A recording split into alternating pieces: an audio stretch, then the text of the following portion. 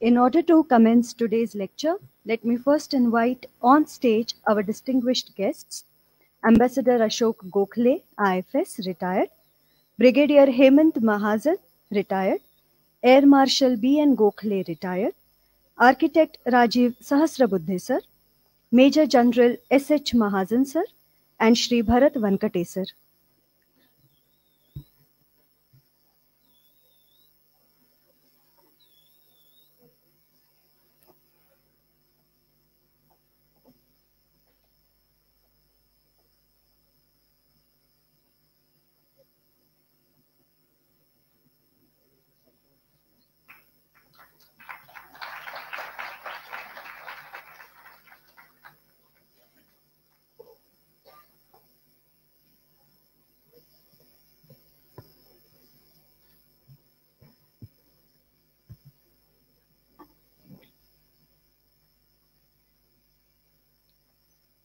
Good evening, ladies and gentlemen.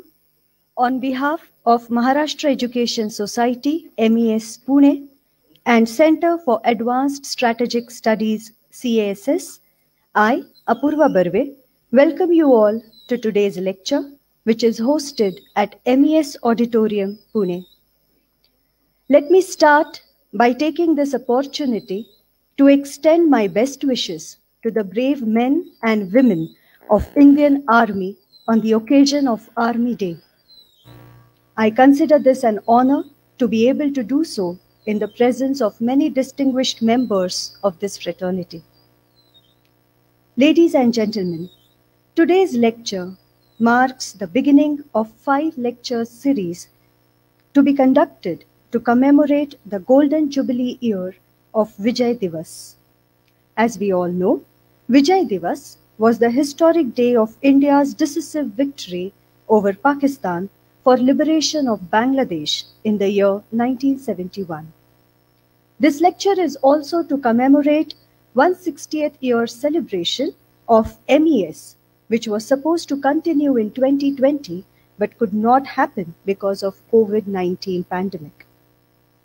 Joining us today for this event, we have on stage Ambassador Ashok Gokhale, IFS, retired.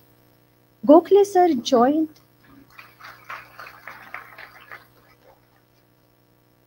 To introduce him in a nutshell, Gokhale sir joined IFS in 1955. From then till his retirement, he has served in various countries like Vienna, Bonn, Bhutan, Thailand, Tehran, and many more. From 1987 to 1988, he was Secretary, Ministry of External Affairs. He has penned down his diplomatic experiences of his vast and illustrious career in his book titled Inside 3 Monarchies and 6 Republics, Memoirs of an Indian Diplomat. This book was published in 2007. It is our privilege to have him to preside over today's lecture. I request Air Marshal B.N. Gokhale sir to kindly felicitate Shri Ashok Gokhale sir.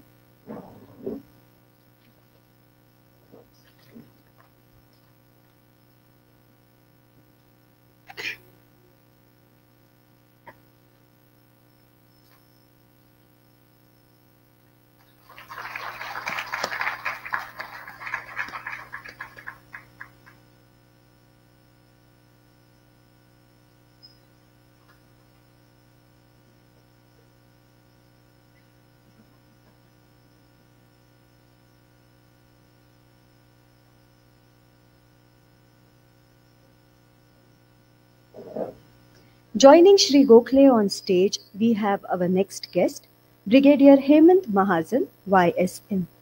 Brigadier Mahajan holds a MPhil degree in Defence Studies. He joined IMA Dehradun in July 1973 and passed out as a commissioned officer on 15th June 1975. From then till his retirement, he has spearheaded and been actively involved in many missions across terrorist-prone areas of Jammu Kashmir, Punjab, and northeast of India. He commanded his battalion, 7 Maratha Light Infantry, in Operation Rakshak in the most difficult areas of Poonch and Rajouri. For this, his unit was awarded Unit Citation and 18 gallantry awards, which included YSM Gallantry awarded to him. He was responsible for movement of troops and their administration during Operation Parakram. In recognition of his hard work, he was rewarded with the Army Commander's Commendation Award. In addition to writing many books, he often writes for newspapers and participates in television debates. He is connected to several educational institutes in the capacity of visiting professor. Welcome, sir. I would request Shri Rajiv Sahasrabuddhe, sir, to felicitate Brigadier Mahajan, sir.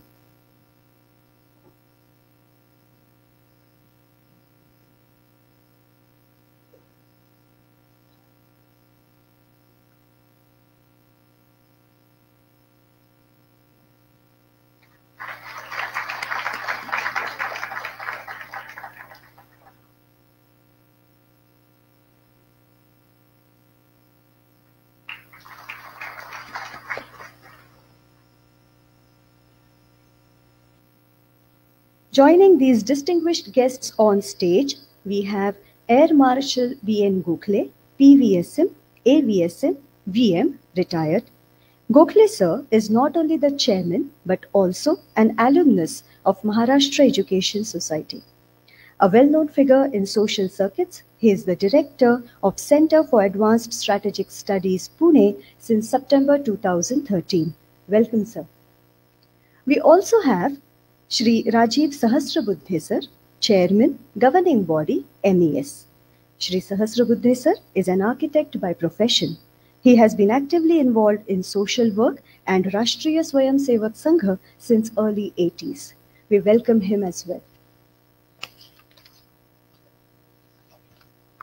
Moving ahead, we have Major General S.H. Mahajan, Seva Medal, Vishishta Seva Medal, retired.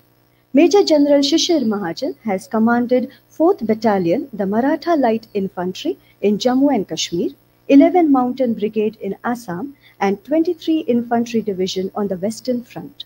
He served with United Nations as a military observer in Iran in 1989.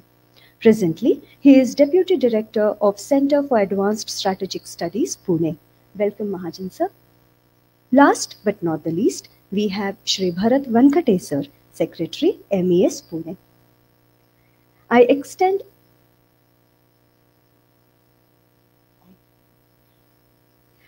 extend a warm welcome to these gentlemen on stage, and before proceeding ahead, I would request Major General Shishir Mahajan sir to felicitate Shri Sahasrabuddhe sir.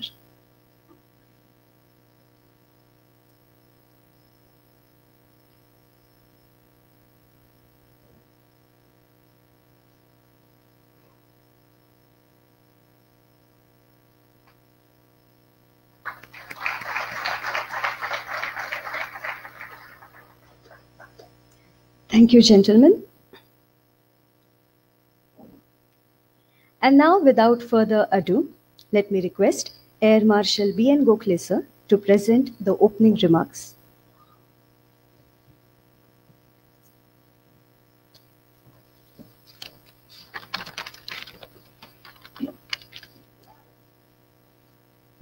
Thank you very much, Apurva. Good evening, ladies and gentlemen. It's indeed a privilege for me to be here to welcome you all to commemorate the 50th year of 1971 War of Liberation in which Bangladesh was born. On 16th of December last year, Honorable Prime Minister at the National War Memorial not only paid the homage, but also called it the Swarnim Vijay Varsha, and that will continue till the 16th December of 2021. Taking that into account, we, that is Maharashtra Education Society as well as the Center for Advanced Strategic Studies, have organized a series of lectures through the year, first 5 as was mentioned by Apurva, and thereafter the actual battle of 1971 in both eastern as well as western sectors. At the outset, as Apurva mentioned, let me also extend my greetings on the Army Day. It was a very impressive parade this morning. a lot of technology was shown. And I think for the first time, we also saw swarm drones in parade. And that is something which has been talked about these days, especially in the context of Azerbaijan and Armenia war. So I think the technology is also keeping pace with the kind of progress India is making. In all this, when we talk about 1971 war as a focus, let me must mention to you that actually the war started at the partition itself. When Pakistan broke away under the theory of two-nation theory based on religion, and they themselves did not look after their brothers and sisters in eastern Pakistan, now called Bangladesh, there were tremendous amount of genocide, rapes, brutalities, and I think a number of you might have heard about it, but I'm very glad there are many youngsters sitting behind from NCC and other NSS who must know this history of India and Bangladesh. Bangladesh, as you know, when got formed, it not only changed the history and geography of the Asian subcontinent, but also of the entire world. And that too, it happened within just 14 days.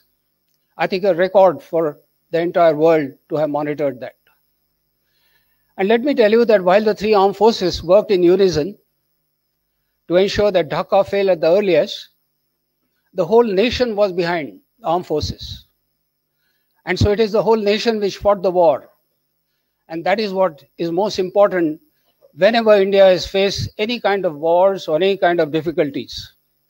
And that is what the youngsters which are sitting in front of me would take that further in future.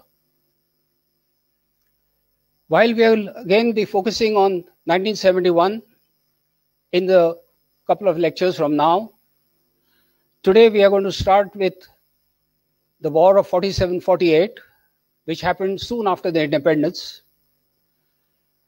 The next one is going to be on 1962 war, which will be given by Major General Pitre, who has written a book also on that particular war. He will give a PowerPoint presentation like what Hemant Mahajan will be doing it today. And that particular event will be chaired by Brigadier Jathar. He is sitting here amongst the audience. He is the one who was in the Rezingla sector, which is very famous in news today. We will also be having subsequently lecture on 1965, delivered by General Shekhatkar. Ambassador Mangal Murthy, who was that time serving in the Indian High Commission in Karachi, not Rawalpindi, but Karachi was then where the High Commission was. And they had harrowing experience in spite of all the diplomatic norms that there are. He'll be also sharing his experiences, and so would Air Marshal Pingley, who got a Veer Chakra while shooting down a saber, would talk about his experiences. Subsequently, we will unfold the various other battles, the major battles that we will be taking on, both on the eastern and the western side, Army, Navy, Air Force, and of course, we'll have senior bureaucrats, IFS, diplomats, everybody who's taken part and who has knowledge about that entire theater would be also here on the stage to share their experiences. I must thank Ambassador Ashok Gokhale for gracing this particular first series of the lectures, and also Brigadier Hemant Mahajan to give us a PowerPoint presentation. On the 24th March, I would like you to all please note the calendar. We're going to have the Deputy High Commissioner of Bangladesh from Mumbai, His Excellency Mohammad Lutfur Rahman. He's going to come here, he'll be on the stage, and two officers, Colonel Sajjad and Mr. Shahabuddin Ahmed. They will be speaking by Zoom from Dhaka. Colonel Sajjad was in the Pakistan Army and he, of course, defected. He'll be telling us all the experiences. And Mr. Shahabuddin Ahmed, I just got his name today, was a pilot in the Pakistan Airlines.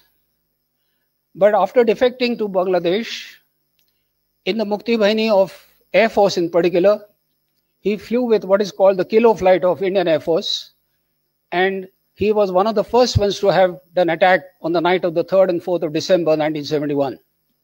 So there are going to be so many other lectures, including the Paradrop, the Karachi attack by the Navy, the Longewala, and many others. So look forward to your participation and your support. With these few words, let me once again wish you all the very best. For MES in particular, I have, since I am past student of MES and of course now in a different relationship, I thank Shri Sahasrabuddhe for co-hosting this, and of course General Mahajan, who's with me on part of the Center for Advanced Strategic Studies. As you know, it's a think tank located in the University of Pune since 1992. And we've been doing this to make aware the general public about various strategic issues India faces. With this brief introduction to lecture series and welcoming all of you, including the media, I look forward to your participation subsequently. Thank you. Jai Hind.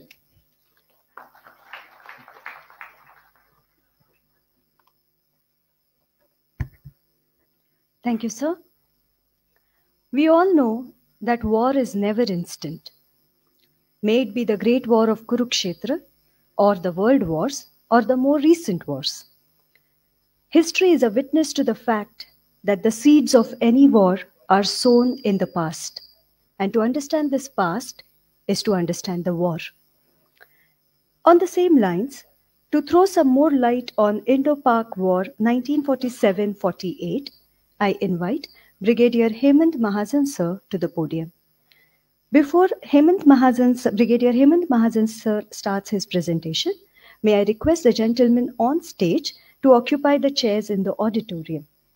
I would also like to request the audience to stay patient while the auditorium staff makes some changes here on the stage.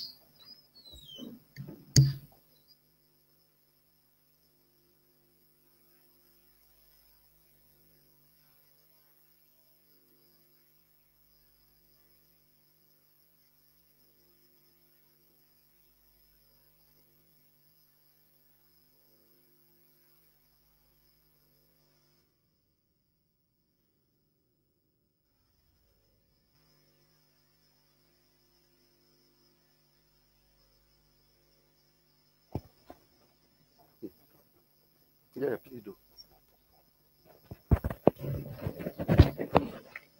During this lecture, if the audience has any questions, the chits are already circulated. You can jot down your questions on the chits and our volunteers will pick it up from you so that these questions can be included in the question answer session, which will be subsequent.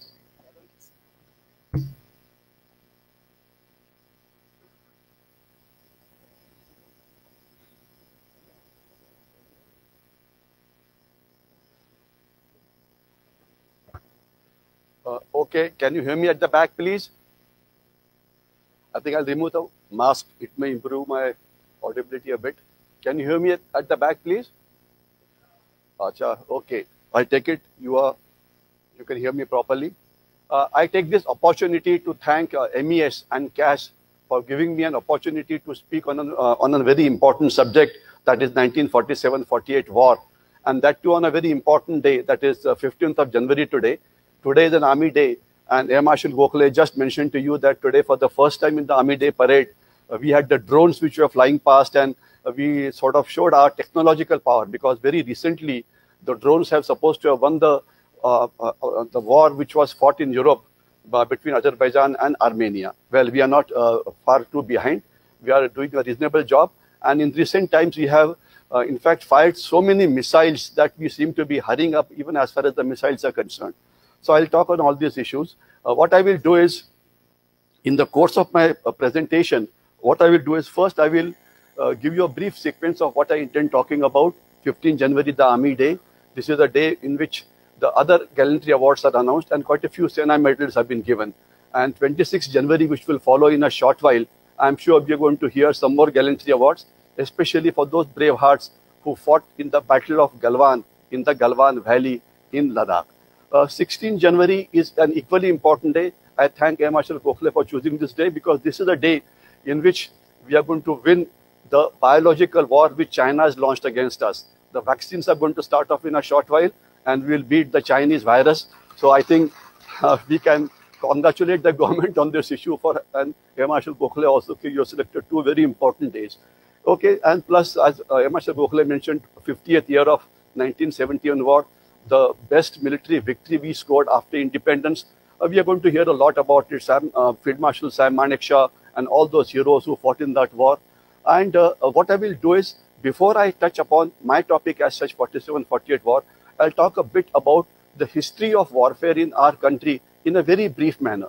The 47 war was a conventional war. 62 war, I must mention that in 62 war, Maja Sakha Mavas Bhau was martyred, Lieutenant Vishnu Atle of 17 Parafield in the Battle of Wolong. So we have some connection.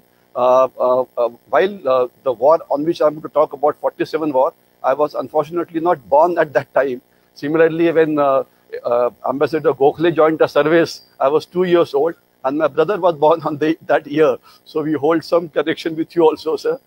Well, but then in the army, we study all these wars quite a lot, so therefore we can talk on these wars also. 50th year, history was created, a nation was born, and Pakistan's might was made into two halves forever. We will talk a bit about it. 47 war, 62 war, 71 war. 71 war, again, there are going to be a series of lecture. Then you have the 99 war. These all were conventional wars. But what started off after 1971 war was an unconventional war, which Pakistan calls as Operation Topaz or Operation Karakoram, having two parts, K1, K2 and K3. K1 was Khalistan. General Pandit is sitting here. He was the corps commander in Jalandhar. So you may not remember, sir, I was one of the BMs in that area and have served with you when this Operation Rakshak was going on in Punjab. So that was Khalistan, terrorism and how its back was broken. K2, that is Kashmir. It is still going on, but we have done a hell of a lot of fighting in that area, especially since I am from the infantry. And K3, rest of India. So these were kind of things that started off after that. But now, since last about 4-5 years, we have another set of war that is going on, which some experts call as hybrid war. What is hybrid war? I'll try and show you with the help of a slide later. Just have a look at it. Before I talk about the hybrid war, just have a look at the neighborhood of ours. We have China in our neighborhood. We have Pakistan, and we are located in one of the most dangerous neighborhoods in the world. And all our borders today require guarding. We have a land border of nearly 16,000 kilometers guarded by various forces, including Indian Army. We have the sea borders, nearly 7,600 kilometers, with two set of island territories, one in the Andaman Nicobar Island, other in the Lakshadweep and Minicoy Island. So all these are huge challenges as far as we are concerned. Not my time to talk about it, but I will talk about the hybrid war. And before that, I'll introduce the area of battle as it stands right now. This is the map of Jammu and Kashmir. And what you see in green is an area which went away in 1947 to Pakistan. We had almost reached till Muzaffarabad, which is somewhere halfway in between the capital of, let's say, Pakistani occupied Jammu Kashmir. And what you see in black there is basically the line of actual control, Siachen Glacier. What you see in the pink is the LOC, which was actually came into existence after the 47 war. And what comes below is the international border, Jammu downwards. And here in between, you have the state of Jammu and Kashmir. Now we have Ladakh, which is right till here. And the other part, Jammu and Kashmir, consisting of the Kashmir Valley, as well as the area around Udhampur and Jammu, etc., bounded by Pir Panjal ranges. And then we have Kashmir Valley, which is in between. And what we have here is the Aksai Cheat, that famous sentence that not even a blade of grass grows here. Well, that is what we are fighting on today. I mean, this is the border we have with China, and of course, another set of border below. So very briefly, I showed you the map of the area which I am going to talk about. And here is the hero of Galwan battle, Colonel Mohan Babu, CO16 Bihar. They created a history. For the first time after 1978, China lost more than 70 soldiers in the Battle of Galwan. Let me tell you that. Newspapers, unfortunately, did not report it adequately. They focused more only on the loss of Colonel Babu and those 19 brave soldiers we lost. But the fact remains that this was the bloodiest battle China ever fought after 1978. The last war they fought was in 1978 with Vietnam. and I'm sure you're going to hear this name on coming of on this 26th January. I'll go ahead, no time to talk about these things. Panggang Tso Lake was another area in which the Indian Army gave a shock to the Chinese. Very aggressively, very proactively, we went and occupied that area which has been shown in yellow, called as the Kailash Ridge Line, which dominates the Chinese. So more or less the advantage that Chinese had in the area of Galwan and in the area north of Panggang Tso Lake has been neutralized, and today we have reached a stalemate here. Nobody knows as to what will happen. But recently, again, some kind of a psychological war, the Chinese have started saying that they will carry out operations. And I told the TV channel, I tell you with a hand on my chest that China cannot fight any war till April because the snowfall is so heavy there that no war can take place. Well, a war can take place after, let's say, April when the snow melts. But would the Chinese have the guts to take on the Indian Army? That's the question they'll have to answer. While they will, a physical war like the one that took place in '62 or certain action that took place at Chola when nearly 370 Chinese soldiers were killed, those actions look unlikely. But what they will do is actually the hybrid war, which I will talk about now. Hybrid war is actually a combination of all kinds of war that you think about. You think of anything, and that is what comes in hybrid war. Conventional war lasts for a number of days. For example, the 47 war was nearly 1 year. 62 war was about 4 weeks. The 65 war was about 3 weeks. The 1971 war, though it is said it was only 2 weeks, but before that, a lot of proactive actions were going on for nearly 3 to 4 months before the war started. But they were all a war bounded, fought on the border, but they were conventional wars. While hybrid war is going on 365 days a year, 24 hours a day, 7 days a week. And what is that happens here? I don't want to get into too much of detail, but all kinds of things happen here. All kinds of pressures are applied by China and Pakistan on us. And it's a combination of an economic war, a trade war, a psychological war, an information war, a disinformation war, a propaganda war, a diplomatic war, wolf diplomacy, cyber war, legal war. They also get help from Pakistan in terms of reviving terrorism in Kashmir Valley. Then you have Northeast insurgency, which they are again trying to revive, etc., etc., Nakshals. All this combination is actually a multi-domain war called as the hybrid war, which is what is going on and which is what will happen. So I'll not get into this. I'll come down straight away to the topic that I have at hand. But before that, I must tell you that Chinese are not 7.5 feet tall. They are 5 feet, 5.5 feet. That is the average height of a Chinese soldier. They are not super soldiers. And their biggest weakness is right on the top, a person called Xi Jinping. He is the biggest weakness. If China splits into many other sub-countries, he would be the person who would be most responsible. Today he is one of the most hated person in the world. The next, their weakness is the Chinese virus. Some people call it by a wrong name called COVID-19, or some call it even Corona also, but it's a Chinese virus. Let us be very clear about it. And that is their very big weakness. The whole world has turned against them, though not many people can talk about it. Then Tibet and Xinjiang are waiting to get separate from China. Hong Kong and Taiwan, and One Belt, One Road is another area where China is going to sink $6.5 trillion of economics is going to go down the drain. Their economy, their people are all their weak points. But forget about this.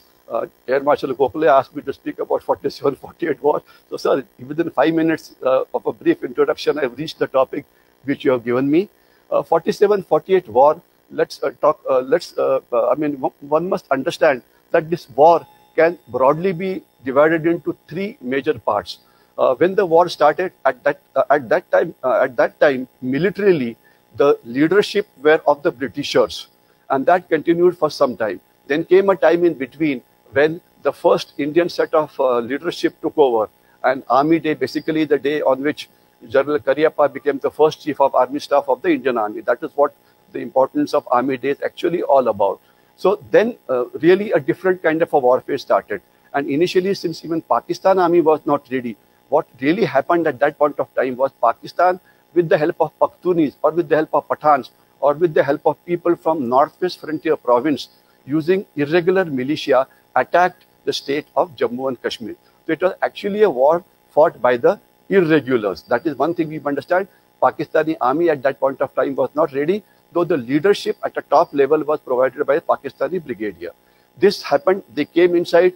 Now, as far as the state of J&K was concerned, it had not come to India at that point of time. So, Maharaja Hari Singh, who was the ruler of J&K, had about 4 brigades which were under him. So, they are the ones who fought in the phase 1 of the war against the tribals which came to invade, let's say, state of J&K. And the same tribals were again used in 1965 war when Operation Gibraltar and all those operations took place. But I must tell you something interesting, that the same tribals who attacked us in 47, attacked us in 65, today have turned against Pakistan and they want a separate state of Pakhtunistan. Initially, when the proxy war started in Jammu and Kashmir, the Pathans or the people from Pakhtunistan used to be in larger numbers as far as the foreign terrorists were concerned. Now today they are saying, why should we go and die as terrorists? Why can't the Punjabi Pakistanis go as terrorists if they want to induct foreign terrorists into the state of Jammu and Kashmir? So same Pakhtunis who fought with us in 47 today are almost on the side of India. That is one thing I must tell you here. Okay, so it was the first war that was fought between the two countries, and of course the main reason was state of Jammu and Kashmir. I don't want to get too much into the theory of twin nation theory, etc. But Pakistan said, well, we want this state because it is Muslim majority. So therefore, they decided to attack in the state of J&K. October 1947, these Pashtuns, or the tribals from Northwest Frontier Province, came inside and they advanced very fast because there was hardly any deployment which was there. Most of the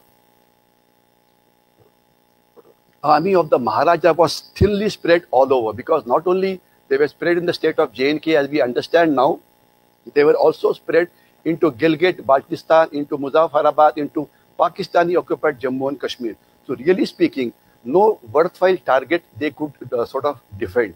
And that is how the tribals advanced very fast, reached up to Baramulla. That is where I spent a fair amount of my time. And when they were almost on the outskirts of, say, Srinagar, anybody who knows the geography of the place would know that they would have reached Srinagar very fast, but they stopped here to plunder. And that is what gave us time to do something. And at that point of time, Maharaja signed a state of instrument signing, giving accession to India. And thereafter, the Indian army was inducted there.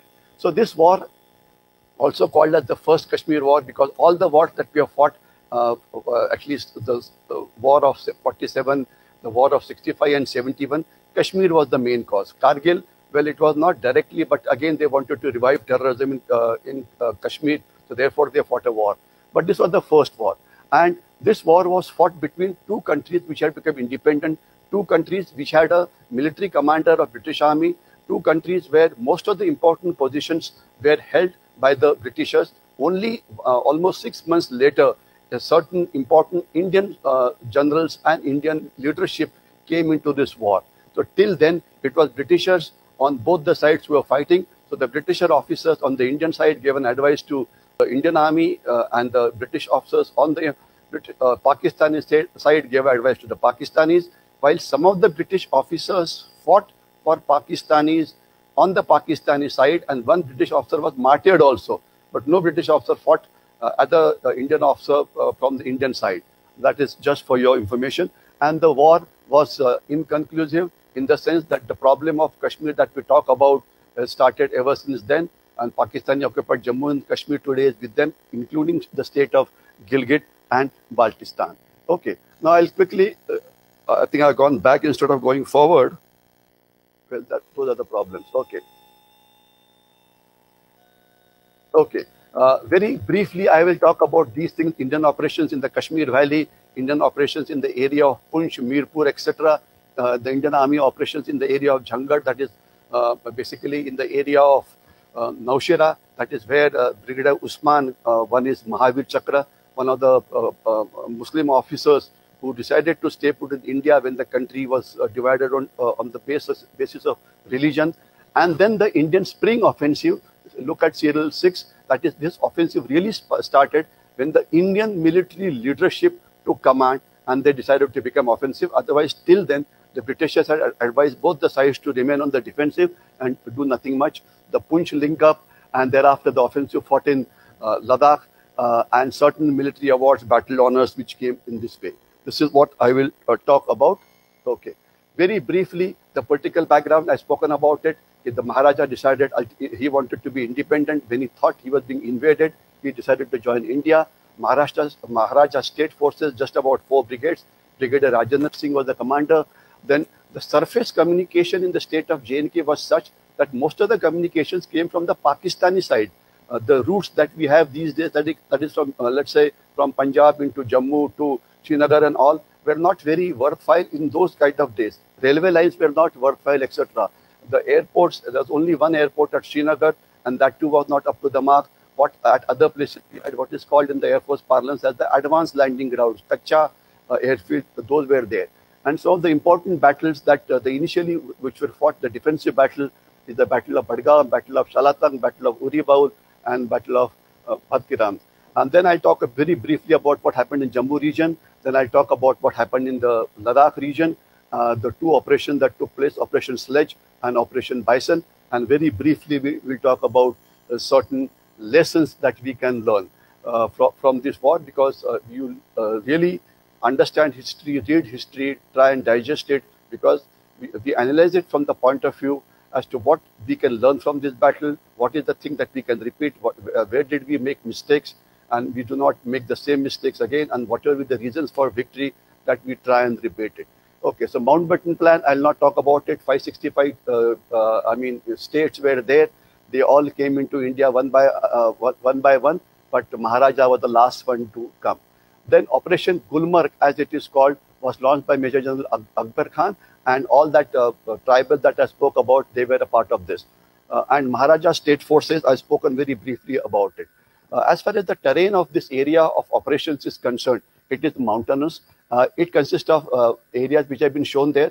Basically, Gilgit and Baltistan are somewhat high altitude. The area of Pakistani occupied Jammu and Kashmir and the Kashmir Valley and the mountains around it, that is the Shamshabari range as well as the Pir Panjal ranges, are all mountains. In between, you have the Kashmir Valley, which is called as the paradise of India. And if you remember, those people who are senior would remember that during good old days, all the beautiful Hindi movies used to be shot there. Ek Phul Do Mali, Kashmir Ki Kali, Sharmila Tagore. You know, the younger crowd behind may not even know who Sharmila Tagore. You know, last time when I made a mention, they said, who's the Sharmila Tagore? So I had to tell them that she is the grandmother of Taimur. They said, yeah. So pehle se aap clearly kyun nahi bolte ho? Why do you talk in code, you know?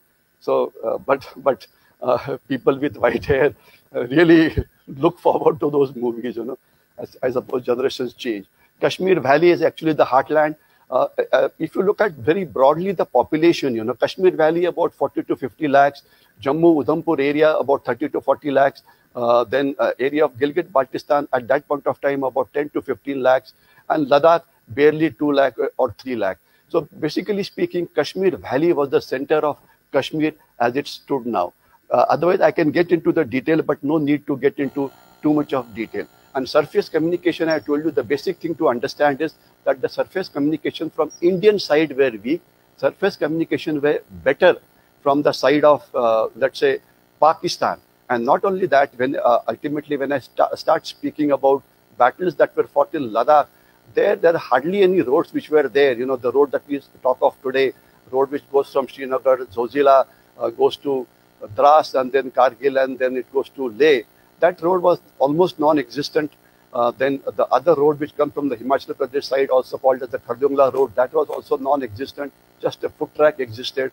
So most of the communication was being done with the help of Air Force, air transport, which used to be used. Railway systems, no worthwhile railway systems, and airstrips, only Srinagar and one in Jammu. That was the state at that point of time. I don't want to get into this map because this map is typically a Fauji map, and any Fauji who would see at it, will feel very nice about it. But let's only broadly see the important events that took place. 27 October, Operation Gulmarg launched. Then a mutiny took place in the forces of the Maharaja. Some of the people, especially in the Muzaffarabad, which was the capital of Pakistani Jammu Kashmir, they revolted against the Maharaja and they handed over this to the invaders. That was a big setback as far as the Maharaja was concerned. Then the tribals came right up to Uri. Uri is north of Pir Panjal, and they came towards Poonch side also. and the bridge was blown up. Then power station was blown up. Maharaja fled from Srinagar, leaving Srinagar in the hands of Sheikh Abdullah and the Abdullah family, which we well know of. And 26 October is the historic day, and 27 October is also called as the Infantry Day, because that is the first time the Indian infantry landed up in the state of Jammu and Kashmir. Air Force was of great use. They landed up on a Kacha airstrip of Srinagar just in time to save Srinagar. Since I will not be talking of the battles in a very detailed manner, but what I must tell you is that the Pakistani invaders had almost reached Baramulla, and from Baramulla, Srinagar airfield is hardly any distance away. Look at the quick reaction that the Indian Army reacted with, and the transport that was provided by the Air Force, and quickly Major Somnath Sharma, the Fort Kumaon and the other battalions prepared their defenses around Srinagar to ensure that the invaders would not reach that vital objective of the Srinagar airfield. Okay. These Lashkars which came, basically there were 20 such groups, each of them consisting of about nearly 1,000 soldiers, and a lot of places I have marked there, a lot of routes they came through I have marked there, but that is not important. Important is to know that they came in the state of Ladakh, they came in Ladakh, they came in the area north of Pir Panjal, they came in the area south of Pir Panjal, meaning they came all over as far as the state of Jammu and Kashmir was concerned. That is what we need to understand, and since there were no fixed defenses at that point of time, they could advance very quickly, and wherever Maharaja's army was there, they just bypassed them, and in many places, very few places, the Maharaja fought, the army fought. They did fight in the area of Ladakh, etc. I'll talk about it when I come to Ladakh. Okay, then all these places.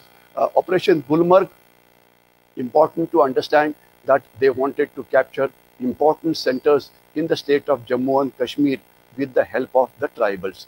And they thought they could do it easily because Indian Army was nowhere there. But this did not succeed because of the quick reaction of the armed forces. That is what we must understand. Then next, in the phase 2, the army is landed there now. Then starts the defensive battle around Srinagar, trying to protect Srinagar. And this battle has gone on for a sufficiently long time. And it is here that Major Somnath Sharma's company stopped that advance of the Pakistanis on this axis. And that is where the first Paramveer Chakra of the war was given. Major Somnath Sharma of Fort Kumaon. Okay. Then I will go down to the events before the battles. Basically, at that point of time, the tribals had a superiority, but superiority by itself is not adequate. What is more is the bravery and the human element of war was displayed in a great manner here. And that is what saved the valley. In fact, everybody fought bravely. And some of the very innovative measures were used at that point of time, which the army or the armed forces continue to use even now also. For the first time, you used tanks, 7 cavalry, which went right up to Zojila. And frankly speaking, Zojila is not a place where tanks can do any maneuver. I mean, some of my friends in the army would look for a maneuver area of deserts, etc. There is no desert there. There is no place where they can go. But tanks appearing at the height of 12,000 feet suddenly gave a shock to the invaders, and they got scared. So the psychological shock was more important than the physical ability to fight a war in Zojila, because Zojila you can hardly move around anywhere. I mean, you can act more like a pillbox. That is what they actually did. But tanks being there on where nobody expected it is what shocked those people. And 7 cav stopped them at that particular place. The Battle of Shalatang, in which troops 1 Sikh, 1 Kumaon, etc. fought. Again, the battle was fought very well. They lost a lot of people, and a lot of gallantry awards were sort of won in this area. And this is suddenly the invaders realized that now they are not fighting the Maharaja's army, but they are fighting the Indian army. So suddenly their morale started dropping down. And then they decided, let's wait for the Pakistani army to come. And Pakistani army, of course, they did come to some extent, but they took a fairly long time to come here. So success was achieved in these areas. Thereafter, Uri was defended very well. The battle around Uri, I will just skip. Punch, that is where I commanded a battalion and a brigade in this area, again was a place of lot of action. Punch garrison had revolted. They wanted to hand over Punch because Poonch was nearer to a place called Mirpur, and they thought that if Mirpur goes to Pakistan, which is with Pakistan today, even Poonch going there is equally important, because that was an important communication center and a place of commercial activity in that area. But again, Poonch, lot of brave actions took place. I'll not get into the details of battle, called as the battle names, etc. are given there. I'll skip this particular portion. I'll very quickly come down to the battle which has been fought in Jammu. Now, Jammu also, they decided to approach on this road, Poonch, Rajouri, Aknur, etc. Then there was a area of Naushera, etc. that you can see. And it is here that under Brigadier Usman, a battle was fought. Actually, Brigadier Usman was a para-brigade commander. Para-brigade, as people would understand, that is airdropped, for operations. But this was not a para-drop. This was he was a normal brigade commander who fought a battle. And Brigadier Usman is also called as the savior of Naushera. He fought a battle at Jhangad, etc. A lot of details are available about the battle, but I will not bother you with too many tactical details or too many details in terms of manpower strength, etc. But what is important for you to understand is this area, Brigadier Usman and his men fought very, very bravely and saved Naushera, Jhangad and all that area south of, let's say, Rajouri from falling into the enemy hands. And you look at the casualties which is given in the line below, and you see a lot of casualties took place here in this area. Graphically, I could have explained you this area, but I'll not do that. I'll go ahead. I'll come down quickly to the Battle of Ladakh.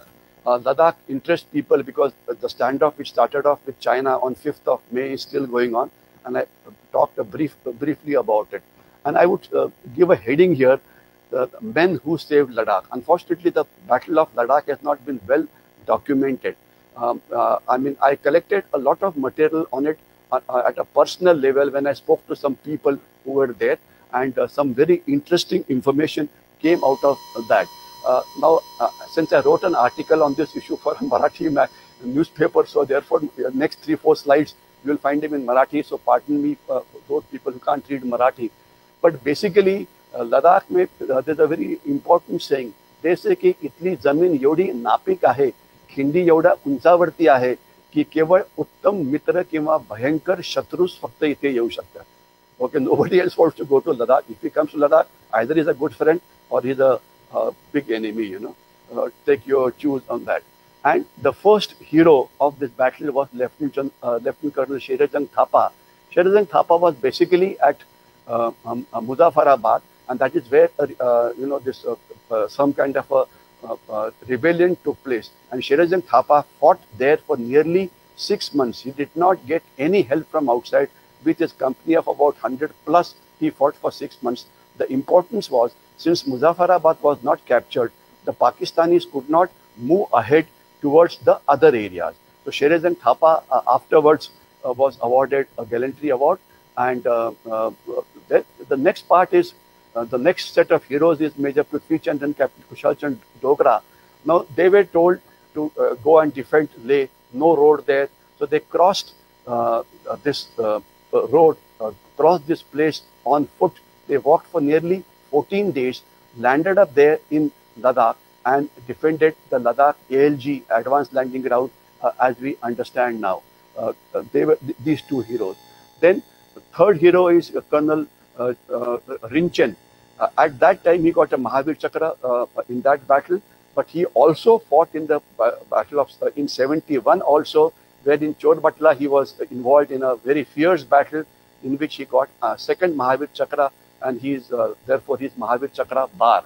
Okay, then it is at the same time that with the infiltrating column, they sent an engineer who was given the task of building some kind of an advanced landing ground where where an Air Force planes could land, and they did this with a fair amount of effort, and they built an ALG which was about 2,300 meters long. Okay. Now here, that is here the emergency started. Suddenly Pakistani army came into being, and they found that the troops which were available at in Leh were inadequate. General Thimaiya was the army commander there, and Air Commodore Meher Singh was the air commander who was there.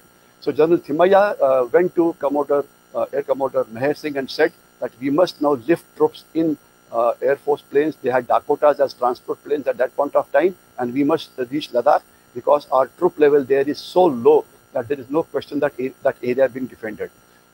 Air Commodore Meher Singh said, Dakotas, there is no, it's not pressurized, they don't have pressurized cable chambers, they cannot fly at this height, they cannot land in this area, the weather there is so unpredictable. There are a lot of Air Force people who are sitting here.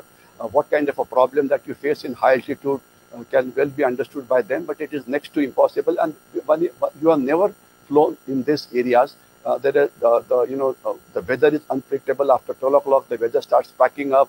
So it is next to impossible.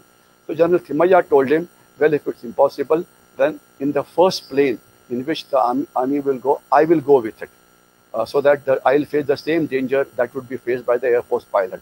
So when Air Commodore Meher Singh heard, he said, okay, in that case, I'll be the one who will pilot the first aircraft.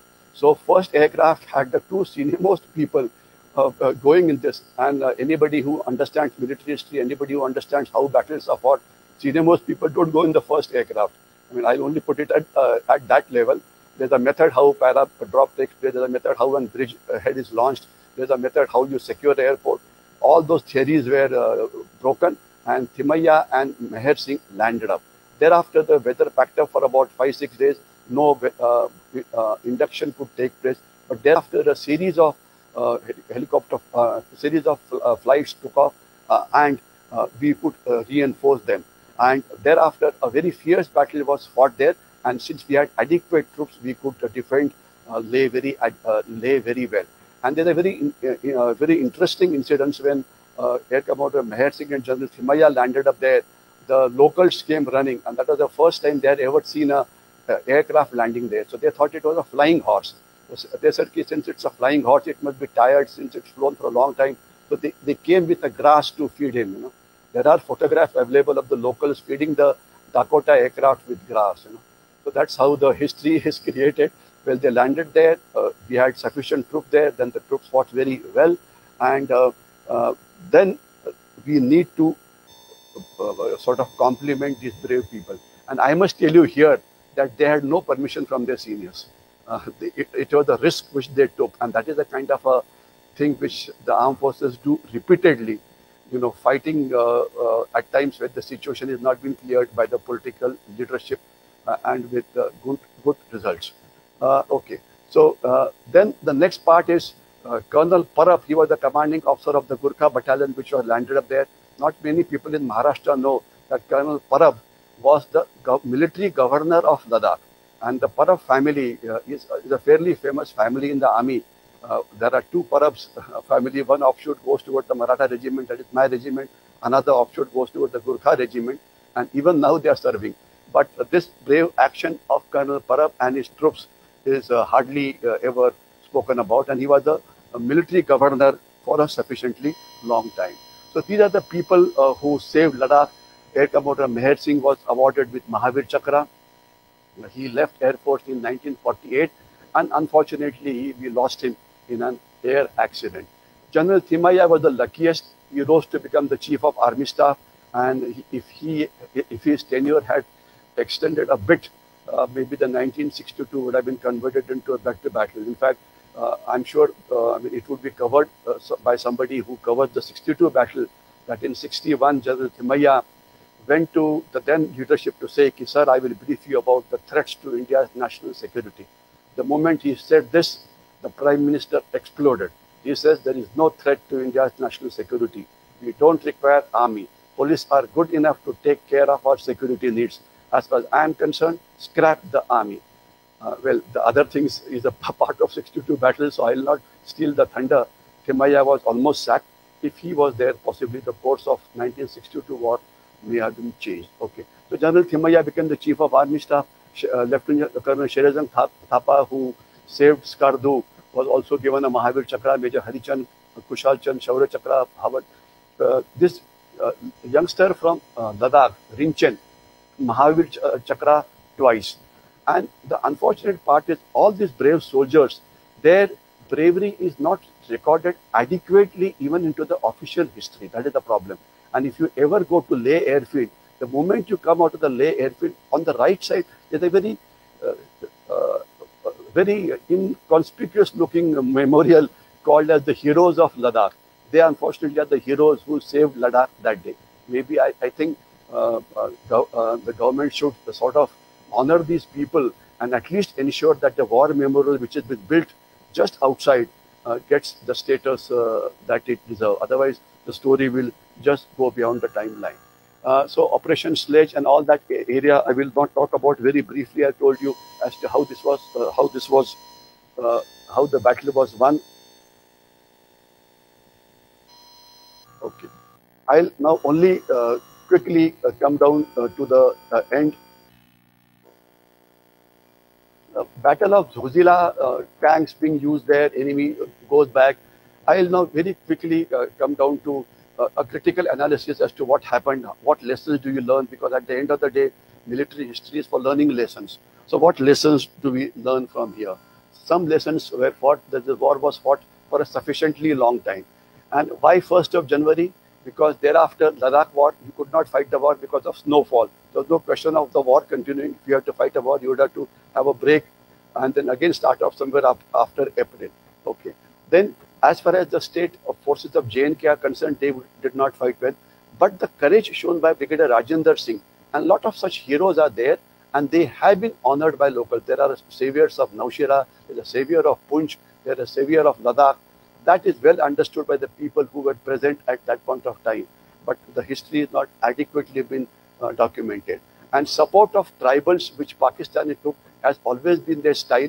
The same style was used in 65. The same style they used when they launched Operation Topaz after 1972. But now the tide is turning back against them. The same tribals who helped Pakistan at one point of time are now turning against them. Not only tribals of Northwest Frontier Province, but also tribals from Balochistan, tribals from Sindh, the ones located on the Indo-Afghanistan border. Everywhere, they all are talking of some sub-nationhood, creating very serious problems as far as Pakistan is concerned. Okay. Then the inability of Rajendra Singh to take larger force to stop the increase of raiders, dedication of officers and JCOs and Jawans, etc. are some of the important issues. And you look at the innovative use of certain weapons like the tanks, etc. Then the troops' important role played by transport aircraft, important role played by porters. The Indian casualties is given the last 1,500 were killed, injured was 3,500, and more than 1,000 was missing. And Pakistani casualties is supposed to be nearly 10,000. And ceasefire came into existence in January 49. And after this, the famous ceasefire line is there. But as far as the ceasefire line is concerned, it's hardly a ceasefire line as far as the army is concerned, because we continue to lose 350 to 400 soldiers every year on the LOC, both on the LOC in the anti-infiltration role and also the anti-terrorist role which army does. But luckily now things are becoming better. No resident terrorism in Ladakh, no resident terrorism in below south of Pir Panjal, but Srinagar Valley still 150 to 200 people. But that's the legacy that started off in 47 war. The first Paramveer Chakra of the country, Major Somnath Sharma. His brother was another Sharma. He rose to become a Chief of Army Staff, General V.N. Sharma of the Indian Army. The second, he fought and he stopped the Pakistanis from reaching the Srinagar airfield. Some of the pictures of that war, Pakistani soldiers being killed in Titwal sector, howitzers being used, raiders being captured in various areas. I must tell you here that capture of raiders, a lot of intelligence came from the locals. And similarly, a lot of intelligence came from the locals. Even in the 65 war, when in Operation Gibraltar, a lot of infiltrators came from Pakistan. So that clearly shows that the locals are still with our country. Okay. One Maharashtrian hero, Major Raghoba Rane, he got Paramveer Chakra. He was an engineer officer who did a lot of demining, removing a lot of IDs, etc. And he was in Pune till some time back, and but Pune hardly knew that we had a Paramveer Chakra, living Paramveer Chakra amongst us. He died in 94. Then the other, some other pictures of the war. Okay. And a total of 11 battle honors were given in this war, and 1 theatre honor was given. So that will tell you the scale of bravery that took place. And 5 Paramveer Chakras were given, and one of the most important Mahavir Chakra was, of course, Brigadier Usman.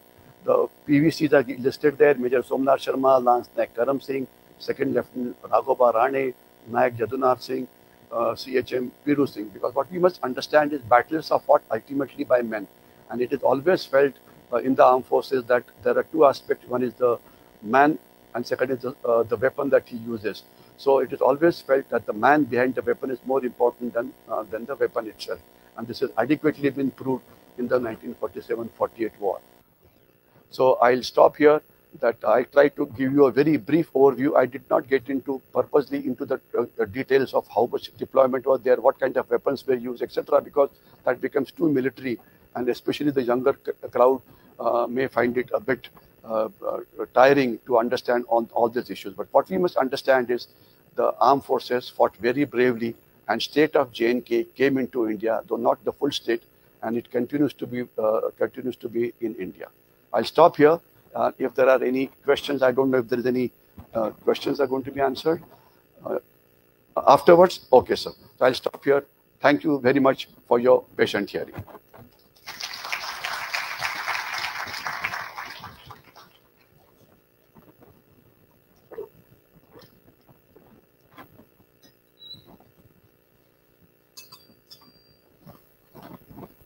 I go down. Khali Acha, okay. I got a breaking news from Apurva. She says, you are going to come up on the top, so there's no problem. I'll continue to be here. To resume the program further, may I request the gentlemen who had occupied the seats on the stage to return, please.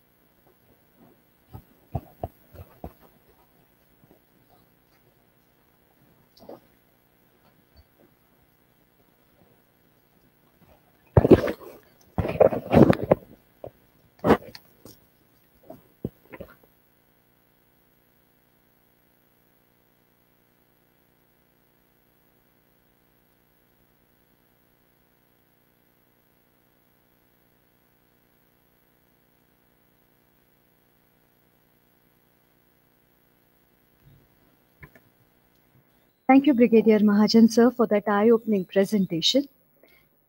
And now, I would like to request Ambassador Ashok Gokhale, sir, for his presidential remarks. Sir, please.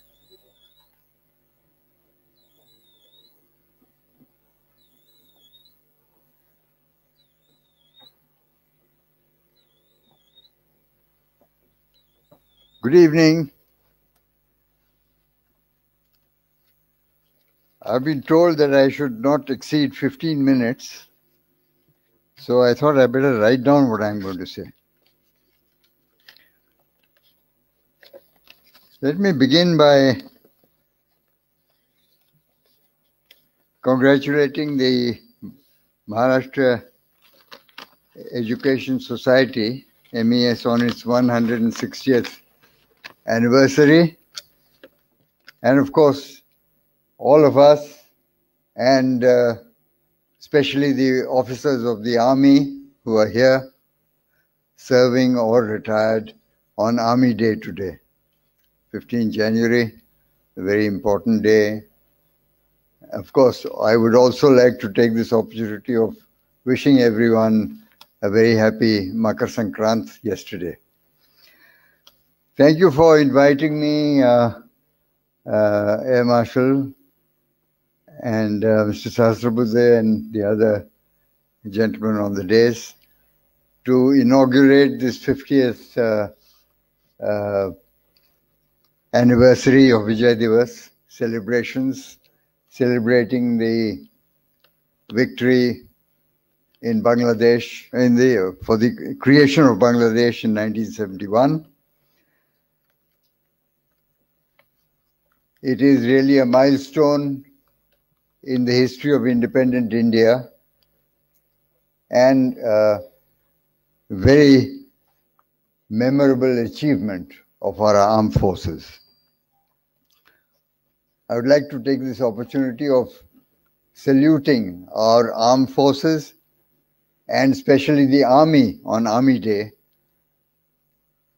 for their patriotism, their loyalty, their valor, and their superb professionalism at all times and on all occasions. Air Marshal Gokhale asked me to say something about the situation around the partition of India in 47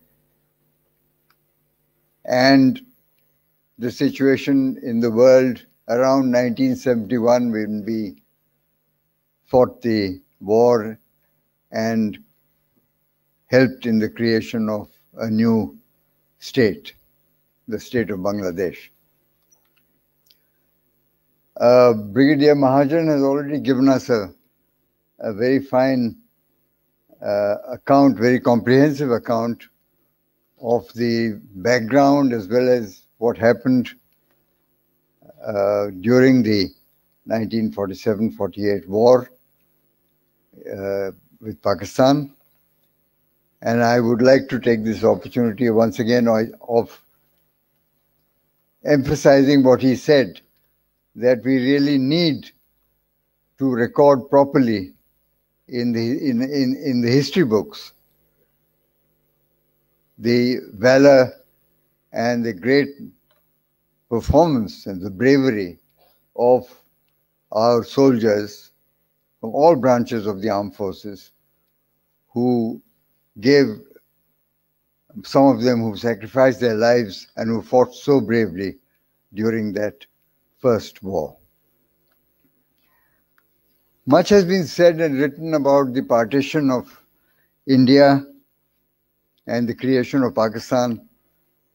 I don't want to go into that history. In any case, that is something that would take me maybe more than 24 hours to talk about it. But I would like to say that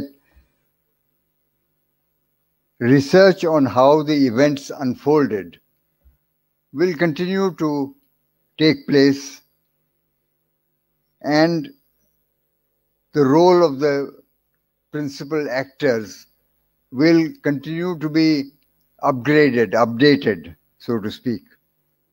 And that is how it should be, because the recording of history is a dynamic process, provided it is done in an impartial way without bias.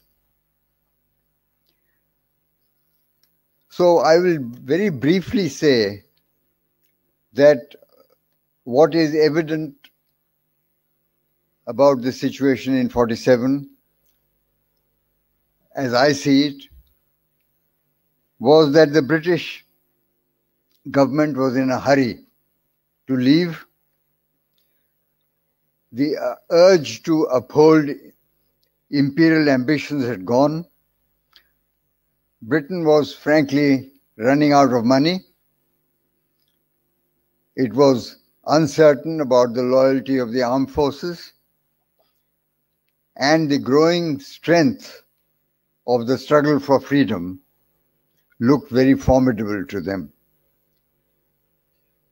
The greatest damage to the future of undivided India was done by Mr. Winston Churchill, who harbored a visceral dislike for India and Indians. If you read some of the statements he made during the war, it would amaze you that a man who had the support of more than 1 million Indian soldiers fighting for his country and for British India at that time could say those things about Indians.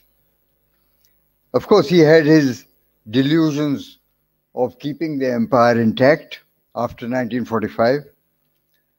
But let us recall that if he had not totally ignored during the war, during the Second World War, the demands of Indians to have a greater say in running their own country, the transfer of power might have taken place in a much better prepared manner without the terrible loss of lives that occurred. Churchill's attitude to India and Indians was best exemplified by his decision to withhold food grain shipments to India, which led to the great famine, particularly in Bengal, and the loss of lakhs of lives. A sin for which I think really no one can forgive the Prime Minister of Britain at that time, Winston Churchill. Of course, an important factor in the calculations of the British government, so Labour government at that time, came to power in 1945 after the general elections. Until then, of course, during the war, it was a conservative government backed by the other parties. The looming threat of the spread of communism and of Soviet-Russian influence and power in South Asia and the Middle East, as seen by them, and the consequent need on their part of retaining a pliable entity in South Asia, which they could use later to restrict the spread of Soviet influence, was had an important role in the attitude of the British government, because they believed that an independent India would not be so cooperative with them in that task. Let us not forget that until the mid-1950s, I would term the US decision to oppose the offensive launched by Britain, France, and Israel to take control of the Suez Canal in the mid-1950s as the turning point when the Americans stopped or rather reduced their dependence on British advice in dealing with situations around the world.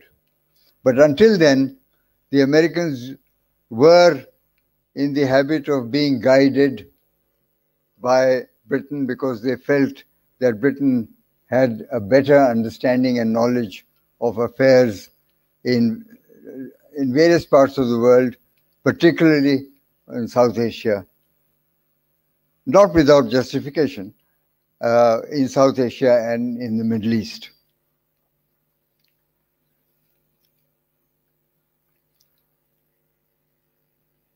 A large number of sons and daughters of India contributed to the cause of freedom, and many sacrificed their lives for that cause.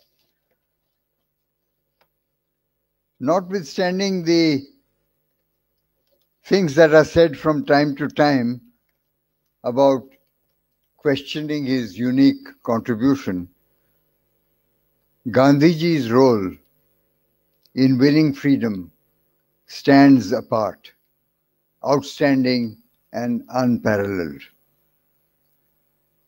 I would like to recall Jinnah's speech in August 1947 as Governor General of Pakistan, when he said, and I quote, "You are free to go to your temples, to your mosques, or any other place of worship in the state of Pakistan. You may belong to any religion or caste or creed. That has nothing to do with the business of the state." Was he being sincere or was it dissimulation? One would feel that it was the latter, because it is well known that without his consent, the raiders, the militia, the tribal militia, the Pakhtuns, would not have gone into Kashmir in October or even prior to October 1947. It's a moot question. One is not sure how sincere he was, but the question arises, one wonders, whether the political situation and the policies of Pakistan might have taken a somewhat different course if Jinnah had lived beyond September 1948 when he passed away. The fact is now that the Pakistan Army over the years has firmly established itself as the foremost power in that state. It has a vested interest in politics, in business, in foreign policy, almost in every aspect of life in Pakistan.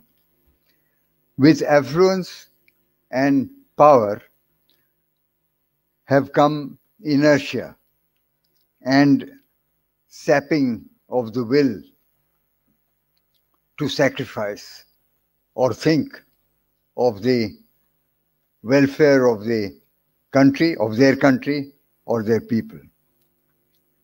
The army's defeat, the Pak Army's defeat in 1971 has led to a strong craving in Pakistan, in the Pakistan Army, for revenge, which has been a major motivator of its actions against India.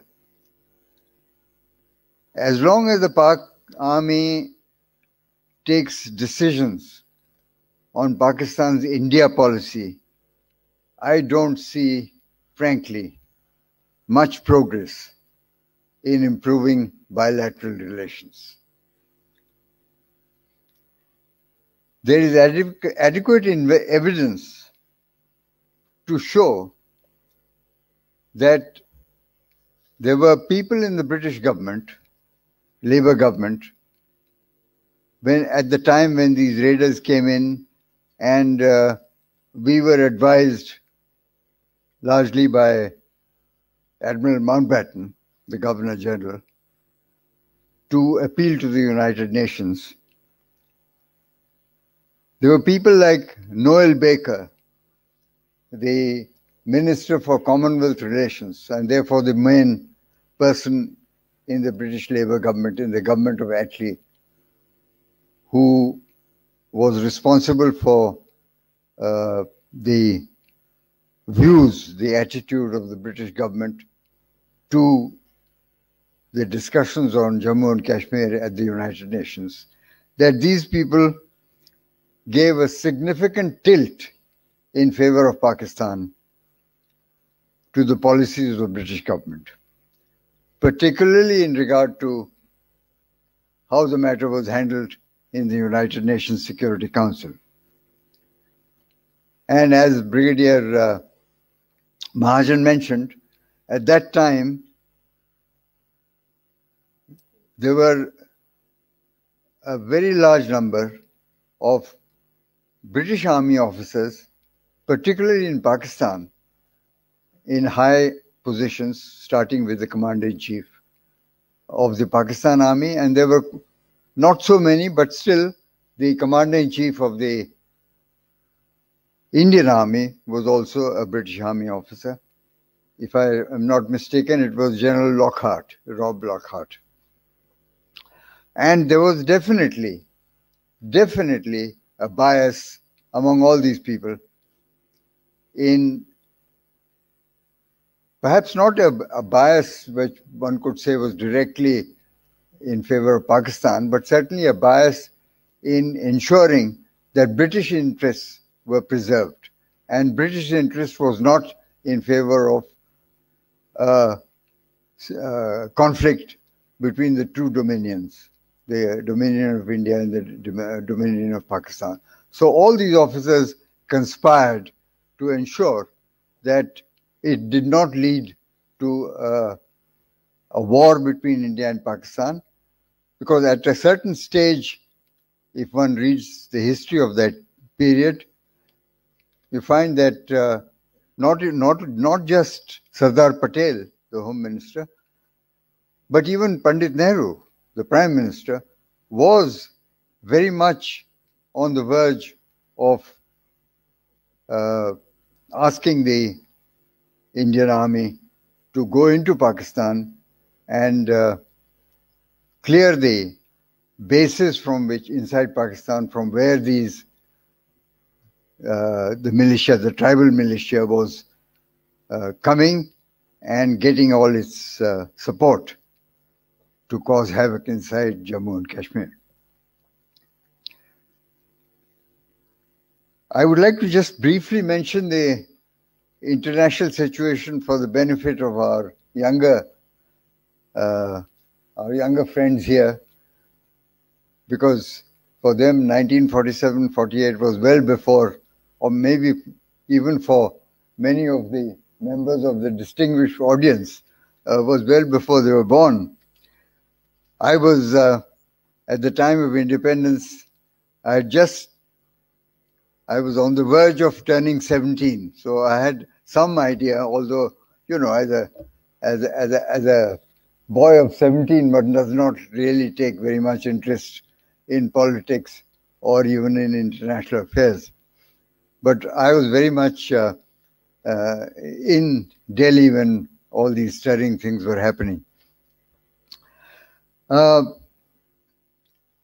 international situation in 47-48 was still affected by the euphoria of the victory over Germany and Japan in working out the enormous task of rehabilitation and reconstruction of Europe and of other parts of the world affected by the Second World War, the task of mobilizing international cooperation at the United Nations and in other international forums. As I mentioned earlier, America still looked to the UK for information and help in dealing with parts of the world with which it was not so familiar. Churchill had already made his famous speech at Fulton, Missouri, if you recall, calling about the Iron Curtain coming down in Europe. This had a dampening effect on the atmosphere for understanding and cooperation among countries in Europe and elsewhere, especially with the Soviet Union and its supporters. There is little doubt that the West was already becoming very suspicious of Soviet intentions and was trying hard to contain it. Just as the Soviet Union was believed that the West, and especially the UK, was out to undermine its very existence. China was yet to emerge as a communist nation. And the two resurgent and very fast-growing economies, the two defeated enemies, Germany and Japan,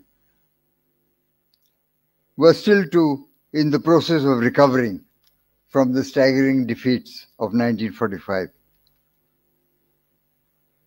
Now I would like to move, I don't want to go too far because I have this time constraint, so I would like to very briefly, maybe I should say jump the gun, but talking of the international situation in 1970-71, just before the Bangladesh War, because it is really the Bangladesh War which we are talking about, the golden jubilee of the creation of Bangladesh. The world was poised for major changes in 1970-71. America was coming to realize that the war in Vietnam was unwinnable. In fact, there was a military report, very high-level military report that had been prepared for the American president, which made this very clear, that you cannot win this war in Vietnam. That was kept a very closely guarded secret. Nixon, advised by his, what one would call grey eminence, Henry Kissinger, National Security Advisor, was moving tentatively towards a rapprochement and a complete about-turn on China. Kissinger has explained this in his memoirs, which I read some years ago, because he says in those memoirs that he saw the rapidly widening rift between the two communist brothers, so to speak, Soviet Union and China. And he wanted to strike and take advantage of that rapidly widening rift to build bilateral relations between the United States and China on the one hand, and the United States and the Soviet Union on the other hand, in such a way that both these bilateral relations would be stronger than the bilateral relations that China and the Soviet Union had.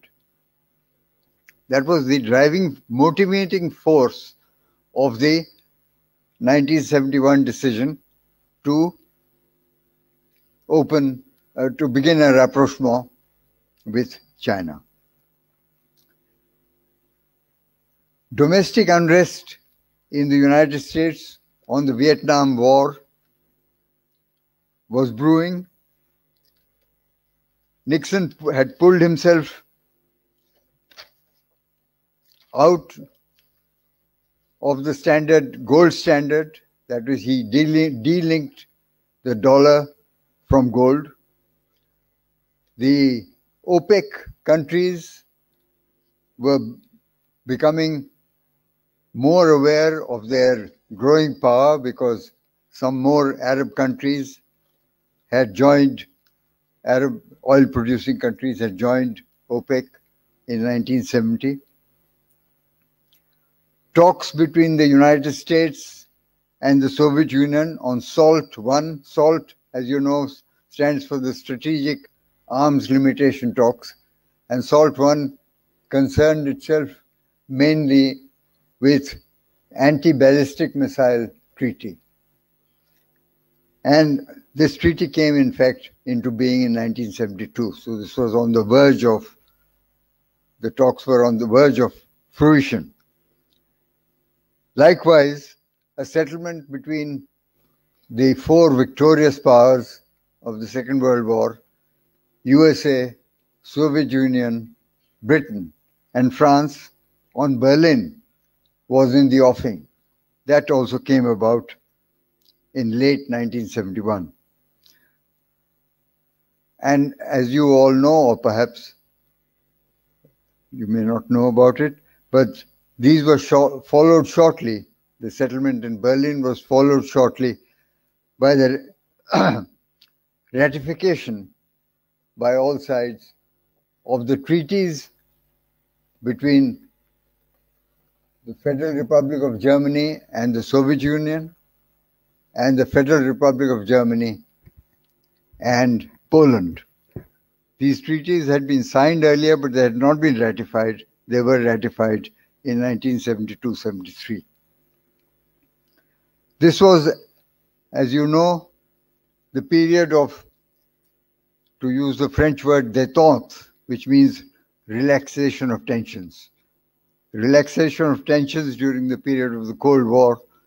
This was the period when détente was at its height.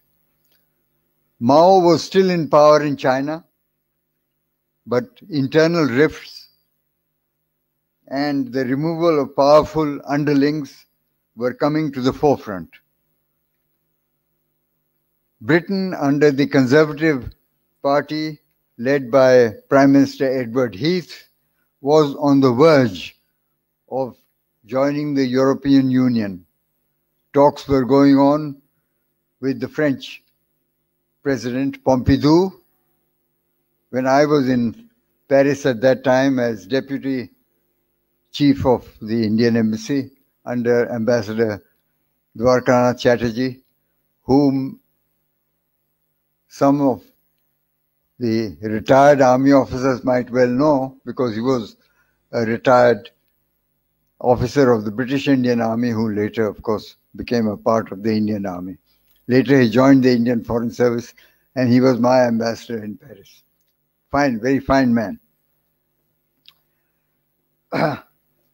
At home in India, as we all know, Mrs. Gandhi had just come to power after prevailing decisively over the old guard, and was already facing a massive problem in the form of the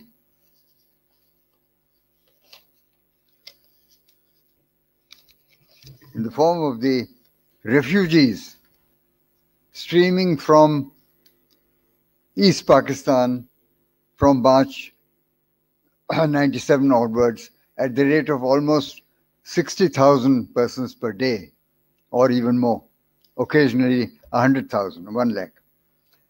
As I mentioned, I was serving in our embassy in Paris from 1968 to 1971 as the ambassador's deputy.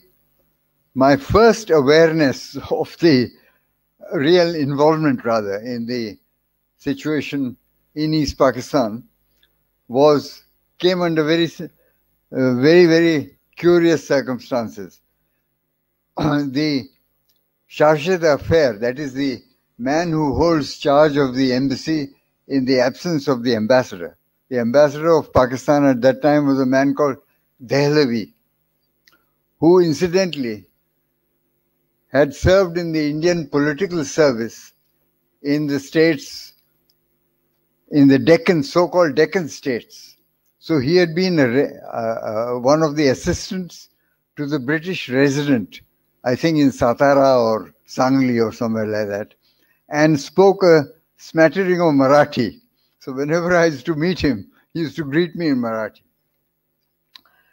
Mr. Chaudhary, who was the chargé d'affaires, CDA, telephones Ambassador Chatterjee in the middle of the night at the end of March 1971 to say, please help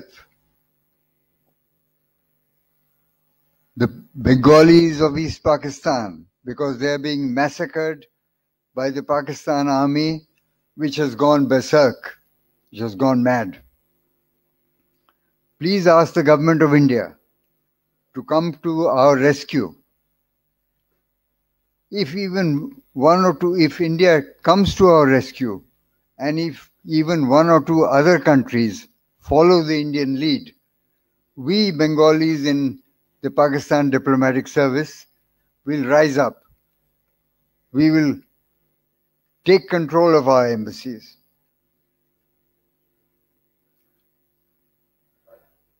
Shortly after this conversation, which of course Ambassador Chatterjee immediately briefed me, a man calling himself Mrinal Kanti, which was a pseudonym, of course, telephones me in the middle of the night and says, I want to come and see you. This is a follow-up of my boss's conversation with your boss. So we arranged to meet. You know, this was very soon after the External Intelligence Service of India was formed. That was formed in 1968 by a police officer of the Indian police called Kao, R.N. Kao. I had a lot to do with Mr. Kao when I was ambassador to Bhutan later in the 5 or 6 years later. So there was no external intelligence man in Paris. So this task fell to me. We arranged for a clandestine meeting at a cafe on the Champs-Élysées. That's the main street of Paris. A day later. And he turned out to be a key official of the Pakistan embassy, who in the course of the next 3 months passed on a lot of valuable information to me and through me to Mr.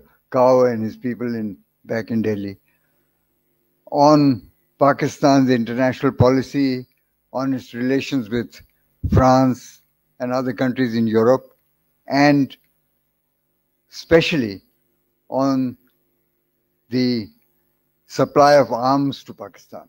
Because by that time, France had become the main supplier of arms to Pakistan. So we got a lot of very, very important and useful information from this gentleman as a result of this contact. I had several clandestine meetings, and this was a kind of cloak and dagger stuff, which normally you don't expect a diplomat to undertake, but I had to do it. It was exciting, but rather unusual.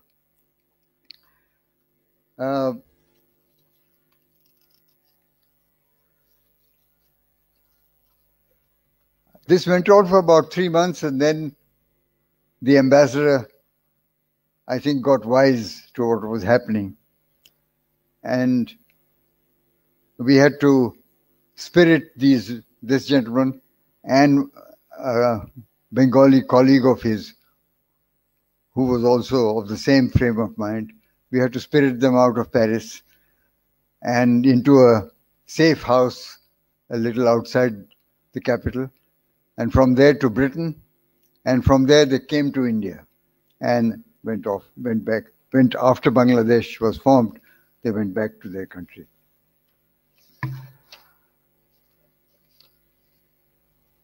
After this incident, March, we got fully involved in Bangladesh affairs in our embassy in Paris, and we used our efforts to try and persuade the French government to stop the supply of arms to Pakistan on humanitarian grounds, because our emphasis throughout was the humanitarian problem of a very, very large number of people who were being pushed out of East Pakistan by the brutalities of the Pakistan army from March onwards. We lobbied with the French government. We lobbied with the World Bank, which used to have its meetings in Paris, of the Aid Pakistan Consortium. And I like to think that as a result of that lobbying with the World Bank, they suspended the aid to Pakistan for a while until later the situation cleared up. We also, I recall, teased the Arab ambassadors in Pakistan, in Paris, sorry, telling them that, for your information, Israel has been aiding the people of Bangladesh, providing aid to the refugees. What are you people doing? Tell your countries to help this, the Bangladesh, which is going to become independent and which will become the second largest Muslim country in the world. Tell your people to help. It's a humanitarian issue, not a political issue. They were embarrassed, but they did not want to do anything about it. Mrs. Gandhi persuaded Lok Nayak Jayaprakash Narayan. At that time, they were on good terms, and he was persuaded to visit Europe. He came to France. By the way, he knew me through my father. That's another story. But he spent 2 days, he and his wife, accompanied by Shishir Gupta, a famous journalist, who we sent later as ambassador to Portugal. And the first night when he was there, we invited Jayaprakash ji and his wife to dinner at our home. My wife is sitting here, she will tell you. And as soon as he walked into the room, he said to me, "Oh, I know that you are a Bihari. You were born in Ranchi." I was absolutely taken aback. He knew my father very well, so they were on good. We arranged meetings for him with various French personalities. I won't go into the people he talked to, but he also met Lipkovsky, who was the Minister of State for Foreign Affairs in the French Foreign Office. As in France, they call it the Quai d'Orsay. That's the name of the road, the street on which the Foreign Office is situated. And he made a very strong pitch for France stopping the supply of weapons and arms to Pakistan. And Lipkovsky assured him that we will give very serious consideration to this. And in fact, they did suspend the supply of arms. Then this was followed by the visit of Sardar Swaran Singh, our foreign minister, in August of that year. And he came to Paris from Moscow, where he had met Brezhnev and Foreign Minister Gromyko and all the top men of the Politburo. And Brezhnev had assured him that if the Chinese make threatening noises at you, we will make threatening noises at them. So don't worry. We've got 20 Chinese divisions locked up on the northern borders of China, along the Ussuri River. So they will bark, but they will not bite.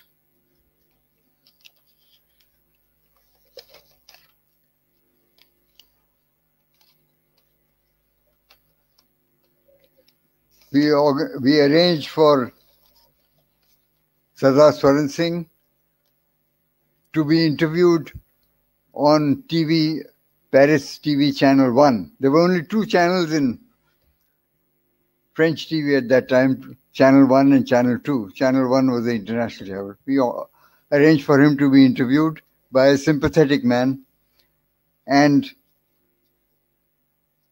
this enabled Swaran Singh to label the event in East Pakistan as a massive genocide.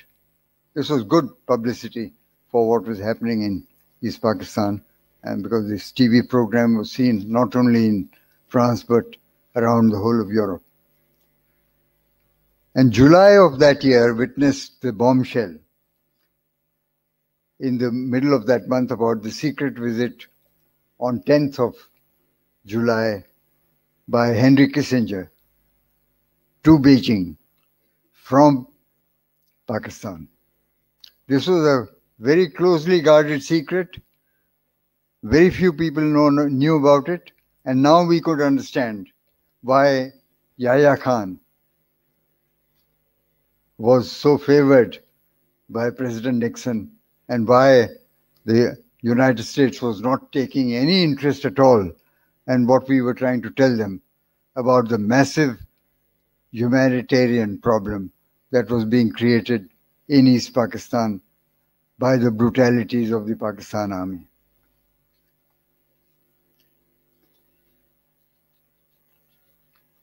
Apart from Pakistan, which was, of course, the major, that is Yahya Khan, major facilitator for the rapprochement between United States and China, a minor role was played by Romania, Ceausescu, president of Romania, and even by France, because even France had been advocating for a long time, starting with President de Gaulle in 1964, that it was important for there to be a rapprochement between the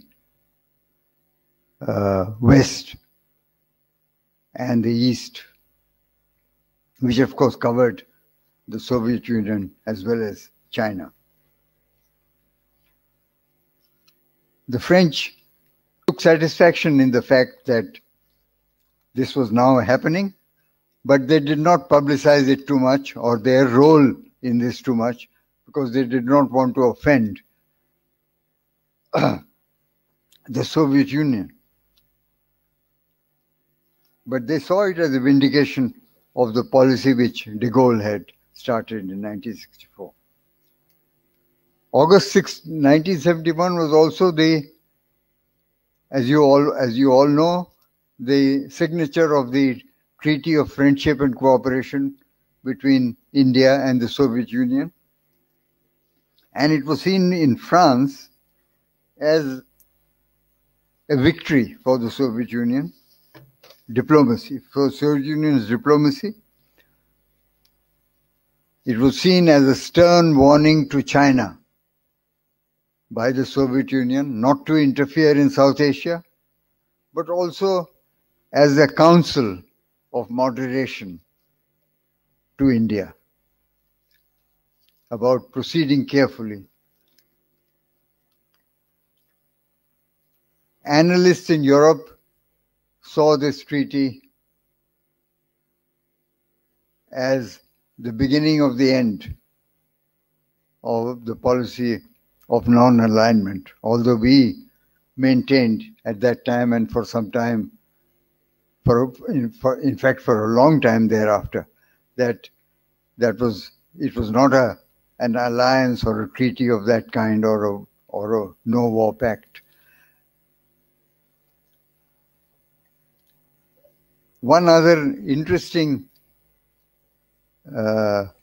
item which I should mention in regard to Bangladesh during my stay in France was the annual conference of the Inter-Parliamentary Union. This is a very powerful body which has which brings together all countries in the world which have parliaments. And we have always played a very important role in the affairs of the Inter-Parliamentary Union. That year it was to be held in Paris. It was led by Mr. Dhillon, G.S. Dhillon, who was the Speaker of the Lok Sabha at that time, and it included very high-powered members of Parliament, including Sri Shankar Dayal Sharma, who later was, as you know, President of India. This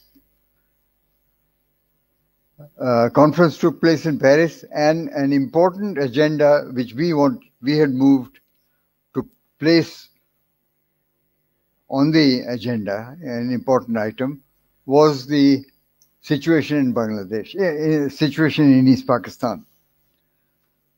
When the voting took place, preliminary voting on the first day, for some strange reason, we were fairly confident that the voting would be in favor of this, placing this item on the agenda. But for some strange reason, the delegation of Nepal absented itself from the venue.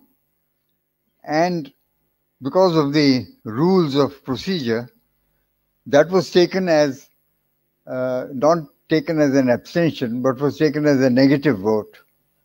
And therefore, this item we were not able to carry it. It was the number of votes was not enough to place this item on the agenda. So there was a social gathering at the ambassador's house shortly after that, and I overheard Sri Shankardayal Sharma telling the ambassador that, you know, these Nepalese people have really played dirty. We don't know why. They just seem to have disappeared from the hall at the wrong time. I was talking to someone else and I overheard this, so I went up to the ambassador and Mr. Sharma. I said,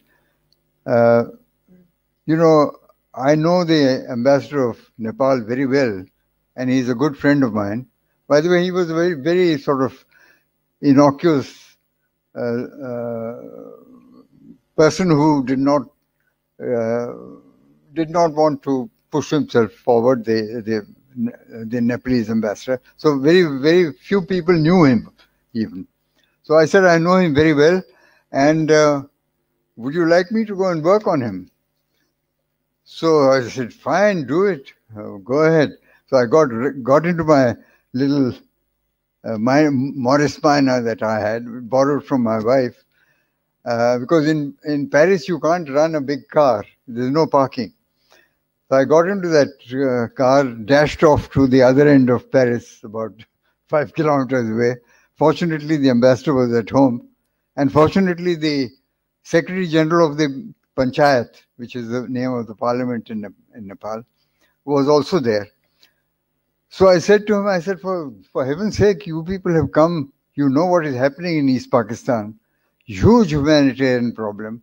You are a neighbor of Pakistan, you're a good friend of India. What are you doing? Why has your delegation absented himself? And the Secretary General of the Panchayat was taken aback. He said, I didn't know that these fellows were not there. What happened? I don't know. He said, must go and talk to the leader. So he immediately left our group and sought out the leader of the Nepalese delegation. I can't recall who he was, and must have said something to him or whatever it was. But fortunately, there was a re-vote, a second vote on the following day. And the ambassador promised me that they would vote yes, and they did. So this was carried, and this was a great relief to everyone in the in our delegation to the Interparliamentary Union, because the inscription of the item on the agenda was extremely useful for them during their discussions that followed in convincing parliamentarians from many of these countries that were represented there about the gravity of the problem that India was facing. So sometimes very small things lead to good results. I left, I'm not going to take more of your time because I think I've already exceeded my time, but I left Paris in September of that year. Mrs. Gandhi was to visit Paris at that time, and the ambassador had asked me to stay on until her visit was over. But unfortunately, because Brezhnev was to come, his first visit outside the Soviet Union, since he became General Secretary of the Communist Party of Russia, or of the Soviet Union, was to take place at that time. So the French government said, sorry, we can't receive Mrs. Gandhi in September. She has to come later. So I couldn't stay back because I was asked by the ministry to come immediately to take over as India's ambassador. It was not called ambassador, it was called the representative of India in Bhutan. Because the king and Mrs. Gandhi had agreed that to underline the very special relationship between India and Bhutan, we will not call our envoys ambassador, we will call them representative. So I was to go as representative of India to Bhutan, and I was looking forward to that. I reached India, and the problem of Bangladesh, of East Pakistan came to the boil. It became important and necessary for my predecessor in Bhutan to stay on. And therefore I was told, look, you have to cool your heels in India for a while before you can go to to Bhutan. And so I did the rounds of various ministries in December after the war broke out. You know, all of you know about how things went in December.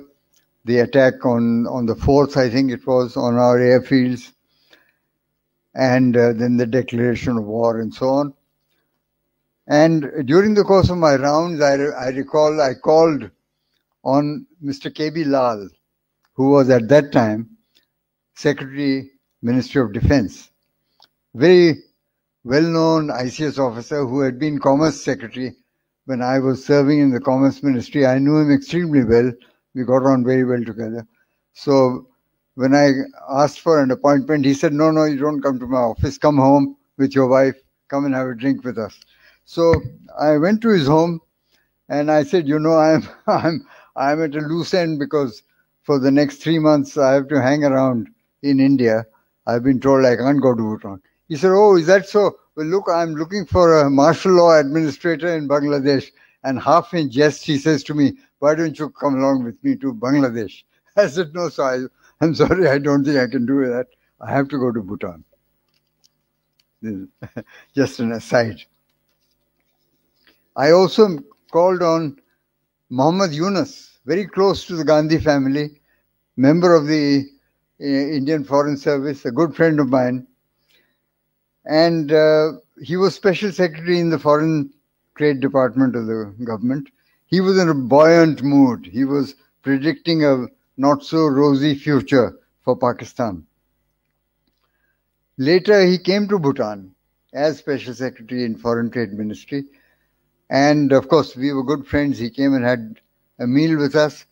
And he told me that just a few weeks earlier, he had been to Bangladesh and met Mujib.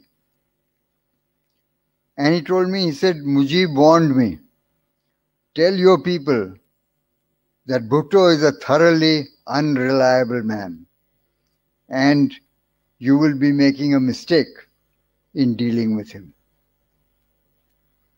Then Mujib added, and I quote, if it comes to that, I am still the elected leader of Pakistan. Because, you know, as you will recall, Mujib had got the largest number of members in the general elections which had taken place in Pakistan in December of 1970.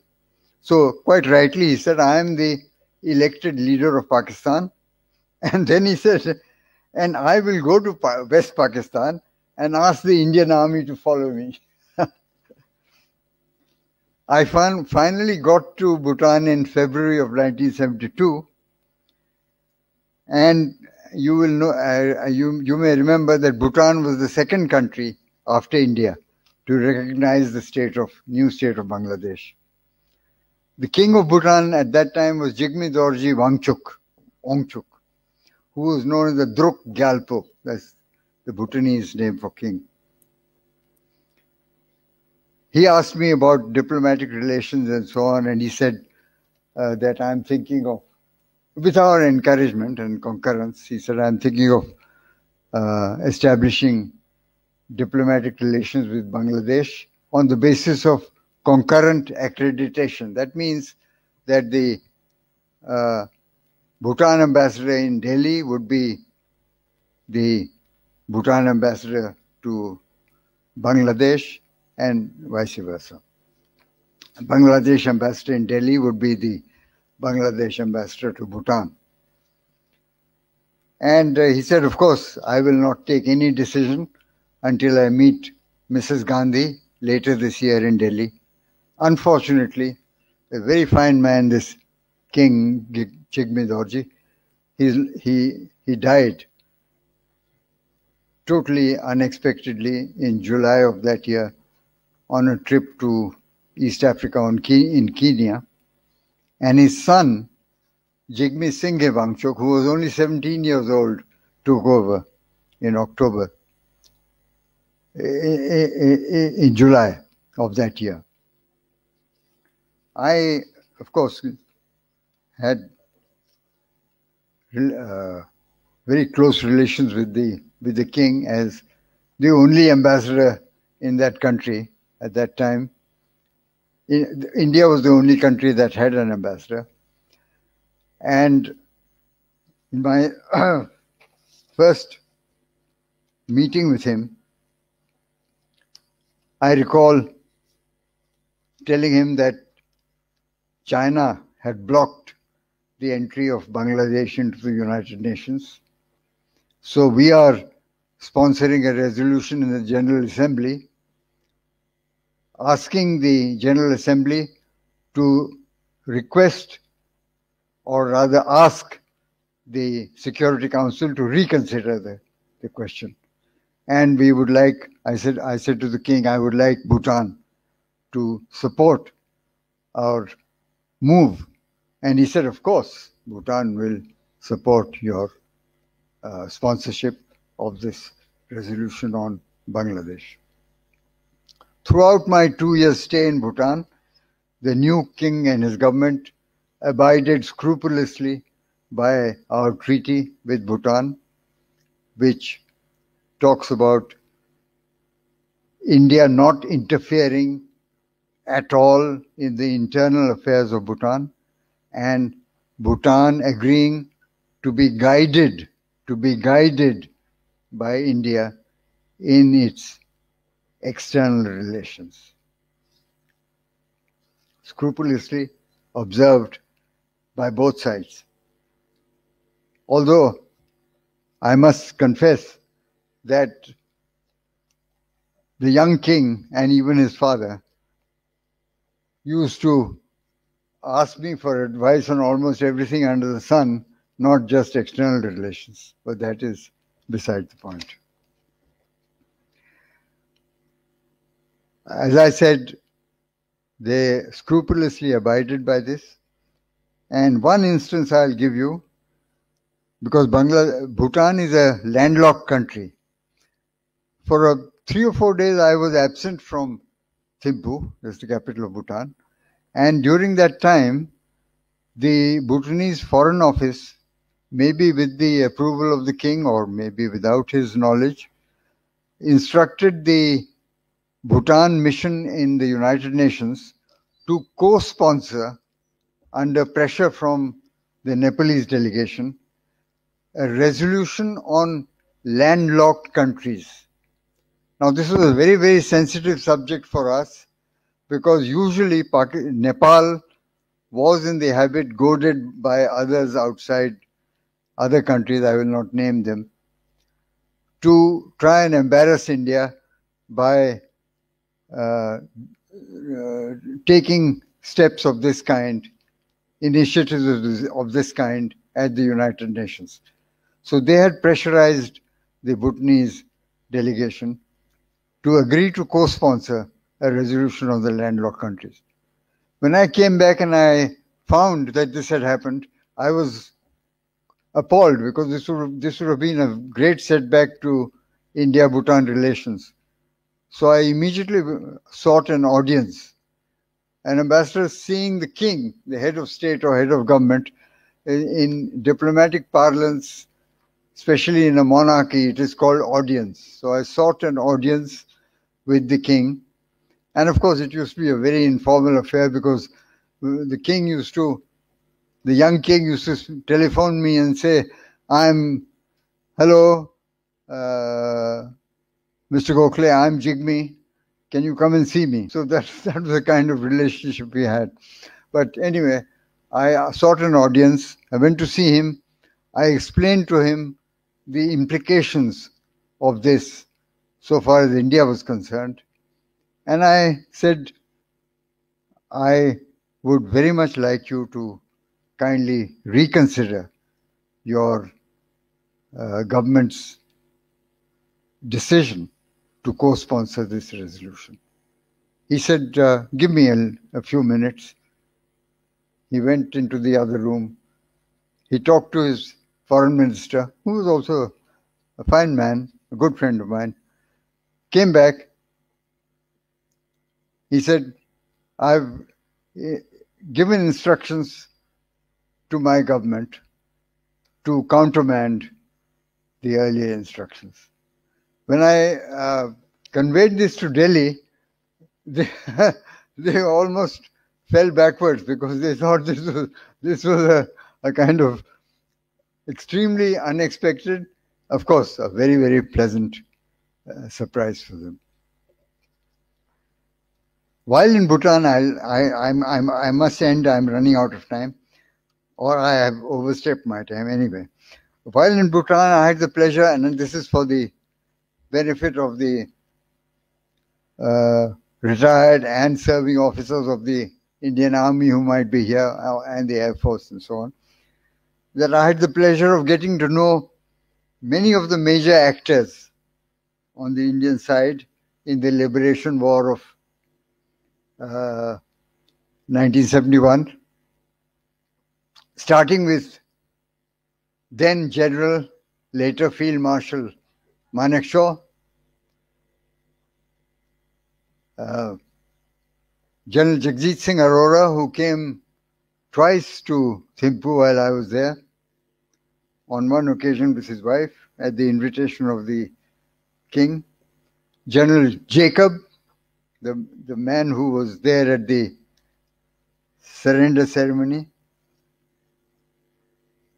the corps commanders of the two Indian corps that were responsible for the defense of Bhutan, the general, if I remember his name right, of the 20th Division, which was directly responsible for the defense of Bhutan. If I remember his name, some of you might know him, General Lachwan Singh Lehel.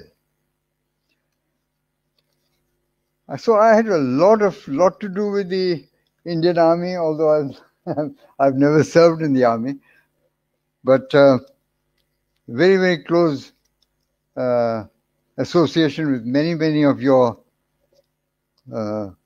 many of your officers, senior officers, including the successor of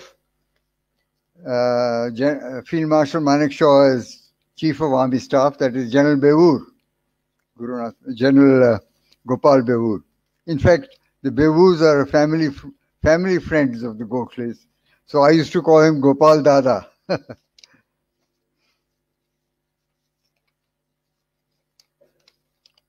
I will now end here by, I've talked too much, but I'll end here by saying that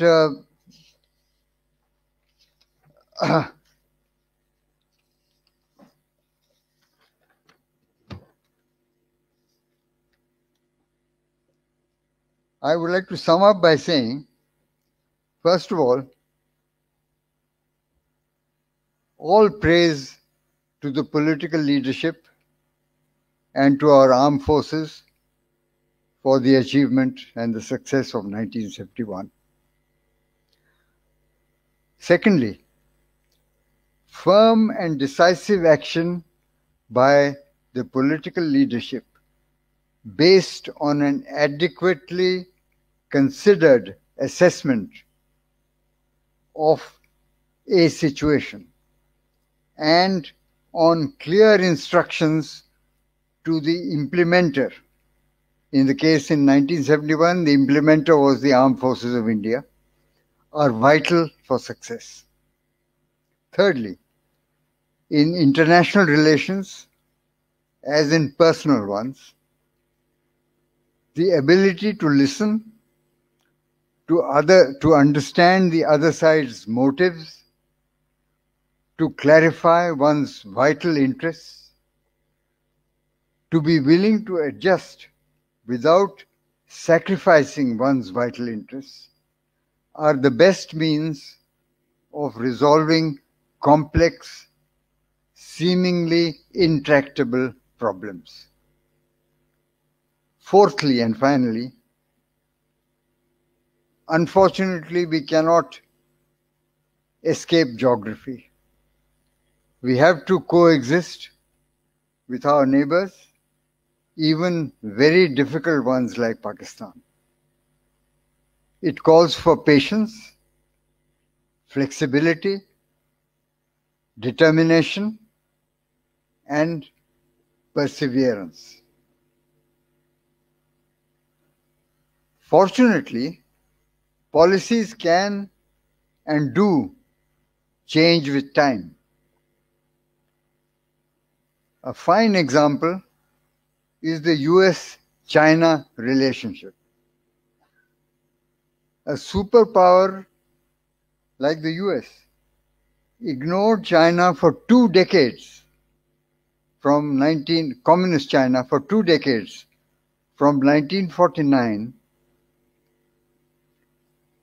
and mocked India constantly about India's advocacy of China.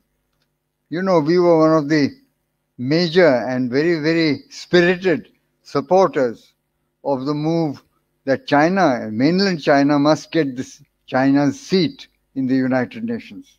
We fought for it very hard. No gratitude from Communist China, but on principle, we fought for it.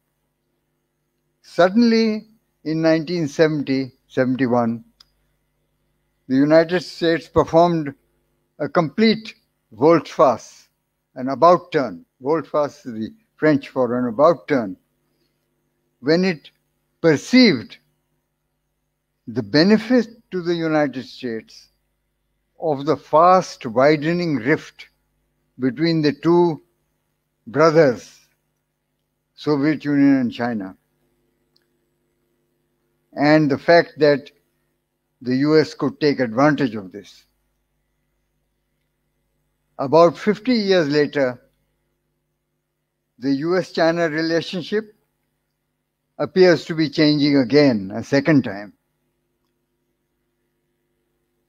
The moral of this, which we all have to remember, is that perceived national interest will invariably prevail in determining the policies of every nation on earth. Thank you very much for bearing with me and for your patience. Thank you.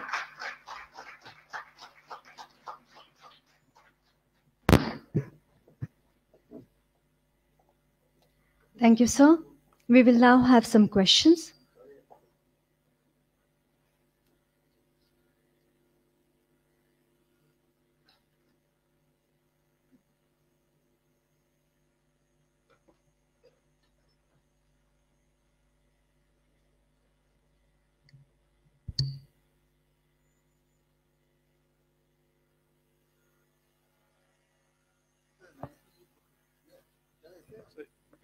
Oh, sorry.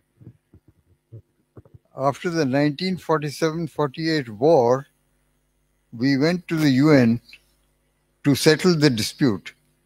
Can we unilaterally withdraw the request, the petition? You know, we went to the United Nations, if I recall, with a letter written by the Government of India and presented to the UN Security Council by the representative of India to the UN. The letter was dated 1st January 1948, if I'm not wrong. and it invoked Article 35 of the UN Charter.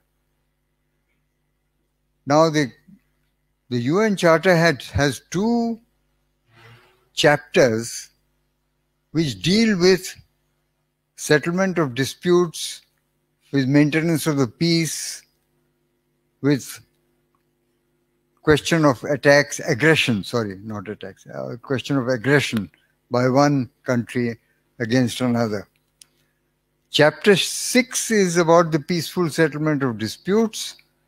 Chapter 7 deals also with that, but with action to be taken by the Security Council if it notices that some problem has arisen, and with the problems of aggression by a country or by a state, whether it is a party to the UN or not, against another state. Article 35 falls under Chapter 6.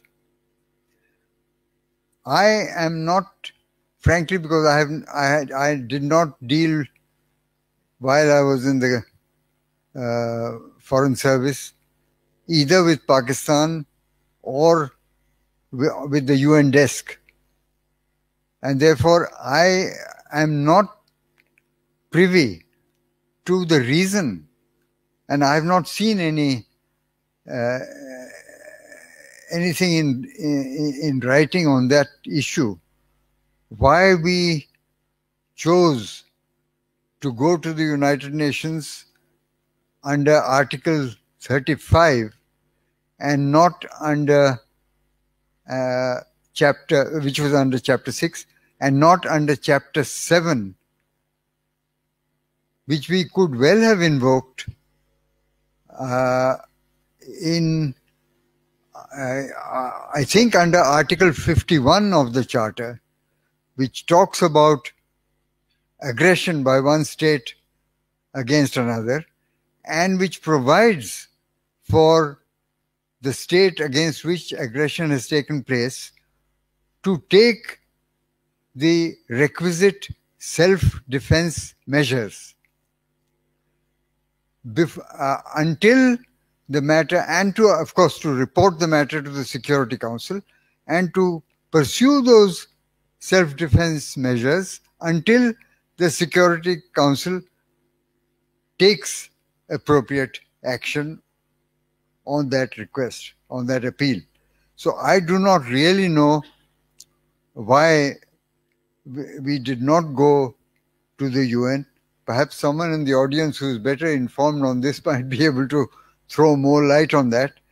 And I am not aware, I believe that this matter has been raised recently in the circles, and that the government of India is aware of it and maybe thinking about it, but I am not privy to what exactly the provisions are in the UN Charter for a country that has gone to the Security Council in a matter like this to be able to withdraw the appeal.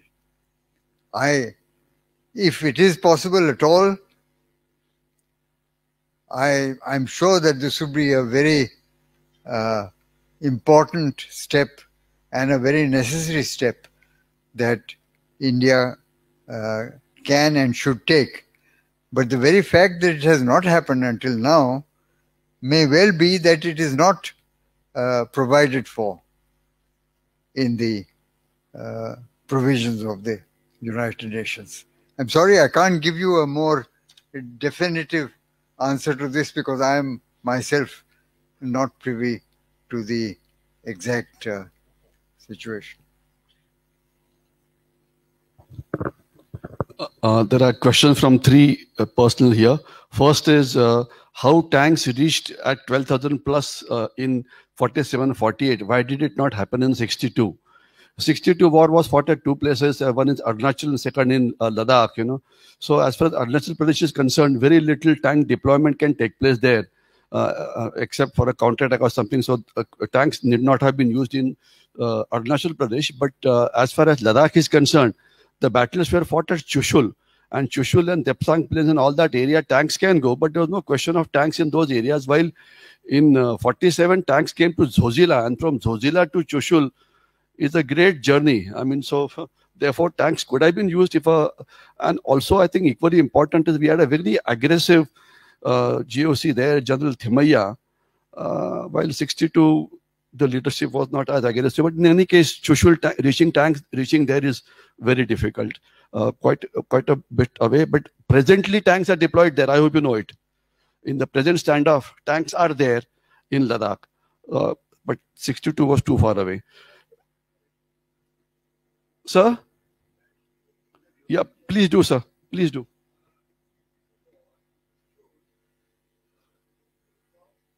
Tanks had come under 20 lancers. 20 lancers, 2 troops of tanks were there. And under Major General Diwan, who's now here, he was your captain. They had come. The question was, how did they come? They were disassembled somewhere and then they were assembled again in Chushul. Okay. That's how it is. Yeah, thanks a lot, sir, for the clarification. Second question is, major route was Kishanganga. Why was the Kishanganga bridge not destroyed in those days? Kishanganga 62 was not 40. To the best of my knowledge, Kishanganga is somewhere near Chaukibal, Tangdar, in that area. So unless you mean in that war itself, well, destroying bridges is a very delicate decision. When to destroy a bridge, a whole lot of appreciation goes on there. What specifically happened there, I really can't tell you about that. 47, 48, Kishanganga, I really can't, I can't think of anything worthwhile, really speaking. But it was a decision taken by people at that point of time, and they decided, okay, let's wait because troops must be on the other side, and for them to come this side was more important. That's why they took some time. But frankly speaking, I won't be able to comment more than this, on this, because these are military decisions taken at a point of time with certain inputs which are available with you. So buts and ifs question later, we are not, at least I'm not privy to the adequate decisions, adequate inputs. How many troops were on that side? How many were on this side? When to destroy the tank? Did we have that kind of a thing? So I'll leave it at this only. Second is, was it not possible to free whole of J&K in 47, 48? If yes, was it a blunder to go to UNO? UNO part I will skip. That has been covered adequately by the ambassador. But as far as J&K is concerned, we could have well captured J&K at that point of time, because we had a very aggressive leadership at that point of time. And the Pakistani army was not adequately deployed there, So it was very much possible to reach even Gilgit-Baltistan. Of course, that would have meant all those are high altitude area, super high altitude area. And, when the ceasefire took place in the month of January, the snowfall was there in Ladakh. So maybe if the war had continued after April, it was very much possible. And lower heights, especially towards Muzaffarabad and all, it was definitely militarily possible at that point of time, because there was no defensive line which Pakistanis had at that point of time, my personal opinion. Next is 1971 Indo-Pak war resulted in creation of Bangladesh. However, 2 issues remain unresolved. Taking back of POK, we have just spoken about it, POK or POJK, which of course includes Gilgit and Baltistan, should have been taken, and I hope it will be taken in due course. And secondly, return of Indian POWs, why were that issue not addressed? Yeah, it's a sad part. There are about 41 Indian POWs who are still supposed to be in the custody. That is what the news says, but I'm sure it will be addressed in more detail by Air Marshal Gokhale when 17 war is covered. Thank you.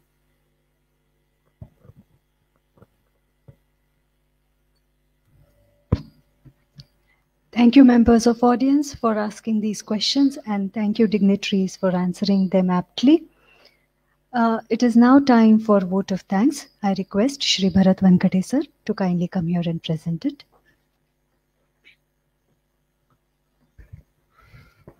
Thank you, Burma ma'am. It's really a privilege to propose vote of thanks for this function. Maharashtra Education Society and CAS, Center for Advanced Strategic Studies. These both organizations came together to give insight and create awareness about the important wars that that were fought by India, and specifically the CAS. They have taken a lot of efforts to invite the veterans, the warriors who actually fought on the ground, and from their own horse's mouth, we are fortunate enough to listen, to hear the stories or the sequence of it. And the first event, the first function today, we are about to conclude. Air Marshal Bhushan Gokhale sir has taken immense effort, along with Major General Shishir Mahajan sir and CAS and Maharashtra Education Society, along with architect Rajuji Sahasrabuddhe sir and governing council members. They have given support to organize the year-long lecture series on this particular topic. To begin with, let me give big thanks to Ambassador Sri Ashok Gokhale sir. By now, specifically those are from the civil and specifically the students, we have understood that it's not only the battle which is fought on the ground, but behind the curtain, on the table, off the ground, there are a number of things, number of sequences that are taking place, and diplomats, the political people, they are taking rounds of meetings in order to give required logical support to the people or the army men who are fighting the ground on the battle.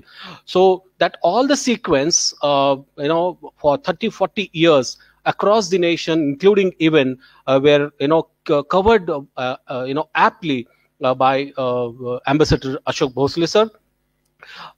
It was a kind of bird's view that the focus was though on India, but what's happening around the globe with respect to the India, he was kind enough to give all the glimpses and unfolding the treasure of information to all of us. So really, sir, Gokhale sir, we are indebted for your time, and he stand here and almost for an hour, and thanks and salute to your memory, sir. You connected all the dots sequentially and culminated the things by saying that what were the 4 takeaways of that particular war. We are really thankful to you. Next in a row, of course, Brigadier Mahajan sir, who in nutshell, to this point, specifically gave us the sequence and what were the thought process, how exactly the troops marched ahead, and what exactly were covered and taken by them, and when exactly they stopped.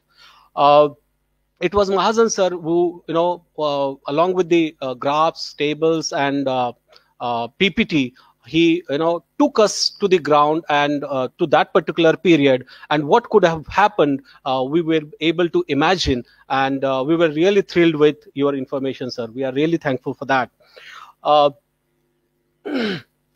I'm really thankful to architect Rajuji Sahasrabuddhe sir for extending all the support for organizing this function in order to provide all the facilities adequately. He had taken a lot of efforts. I'm indebted to Major General Shishir Mahajan sir, the Deputy Director of CAS.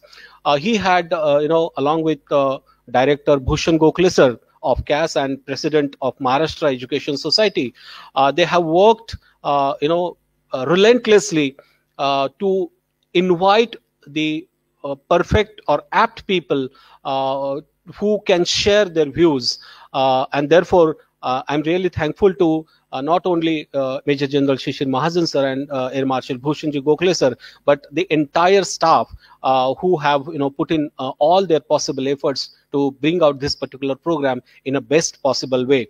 I'm also thankful to Air Marshal Ambassador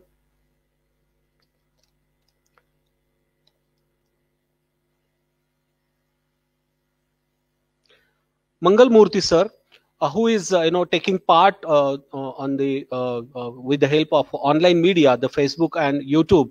Of course, he might talk sometimes during next lectures. So we are also thankful for Mr. Mangal Murthy sir. There are a number of veterans here on the in this particular auditorium.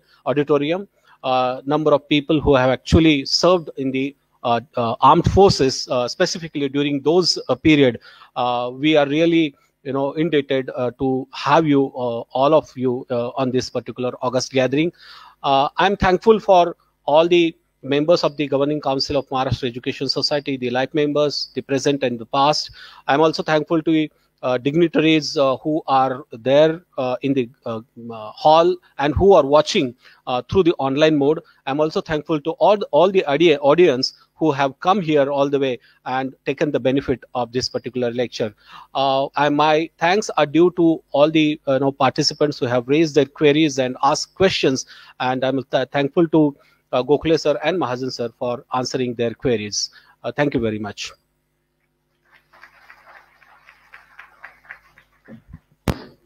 Thank you, sir. We will now rise for the national anthem, after which the audience can go to the basement of auditorium for refreshments.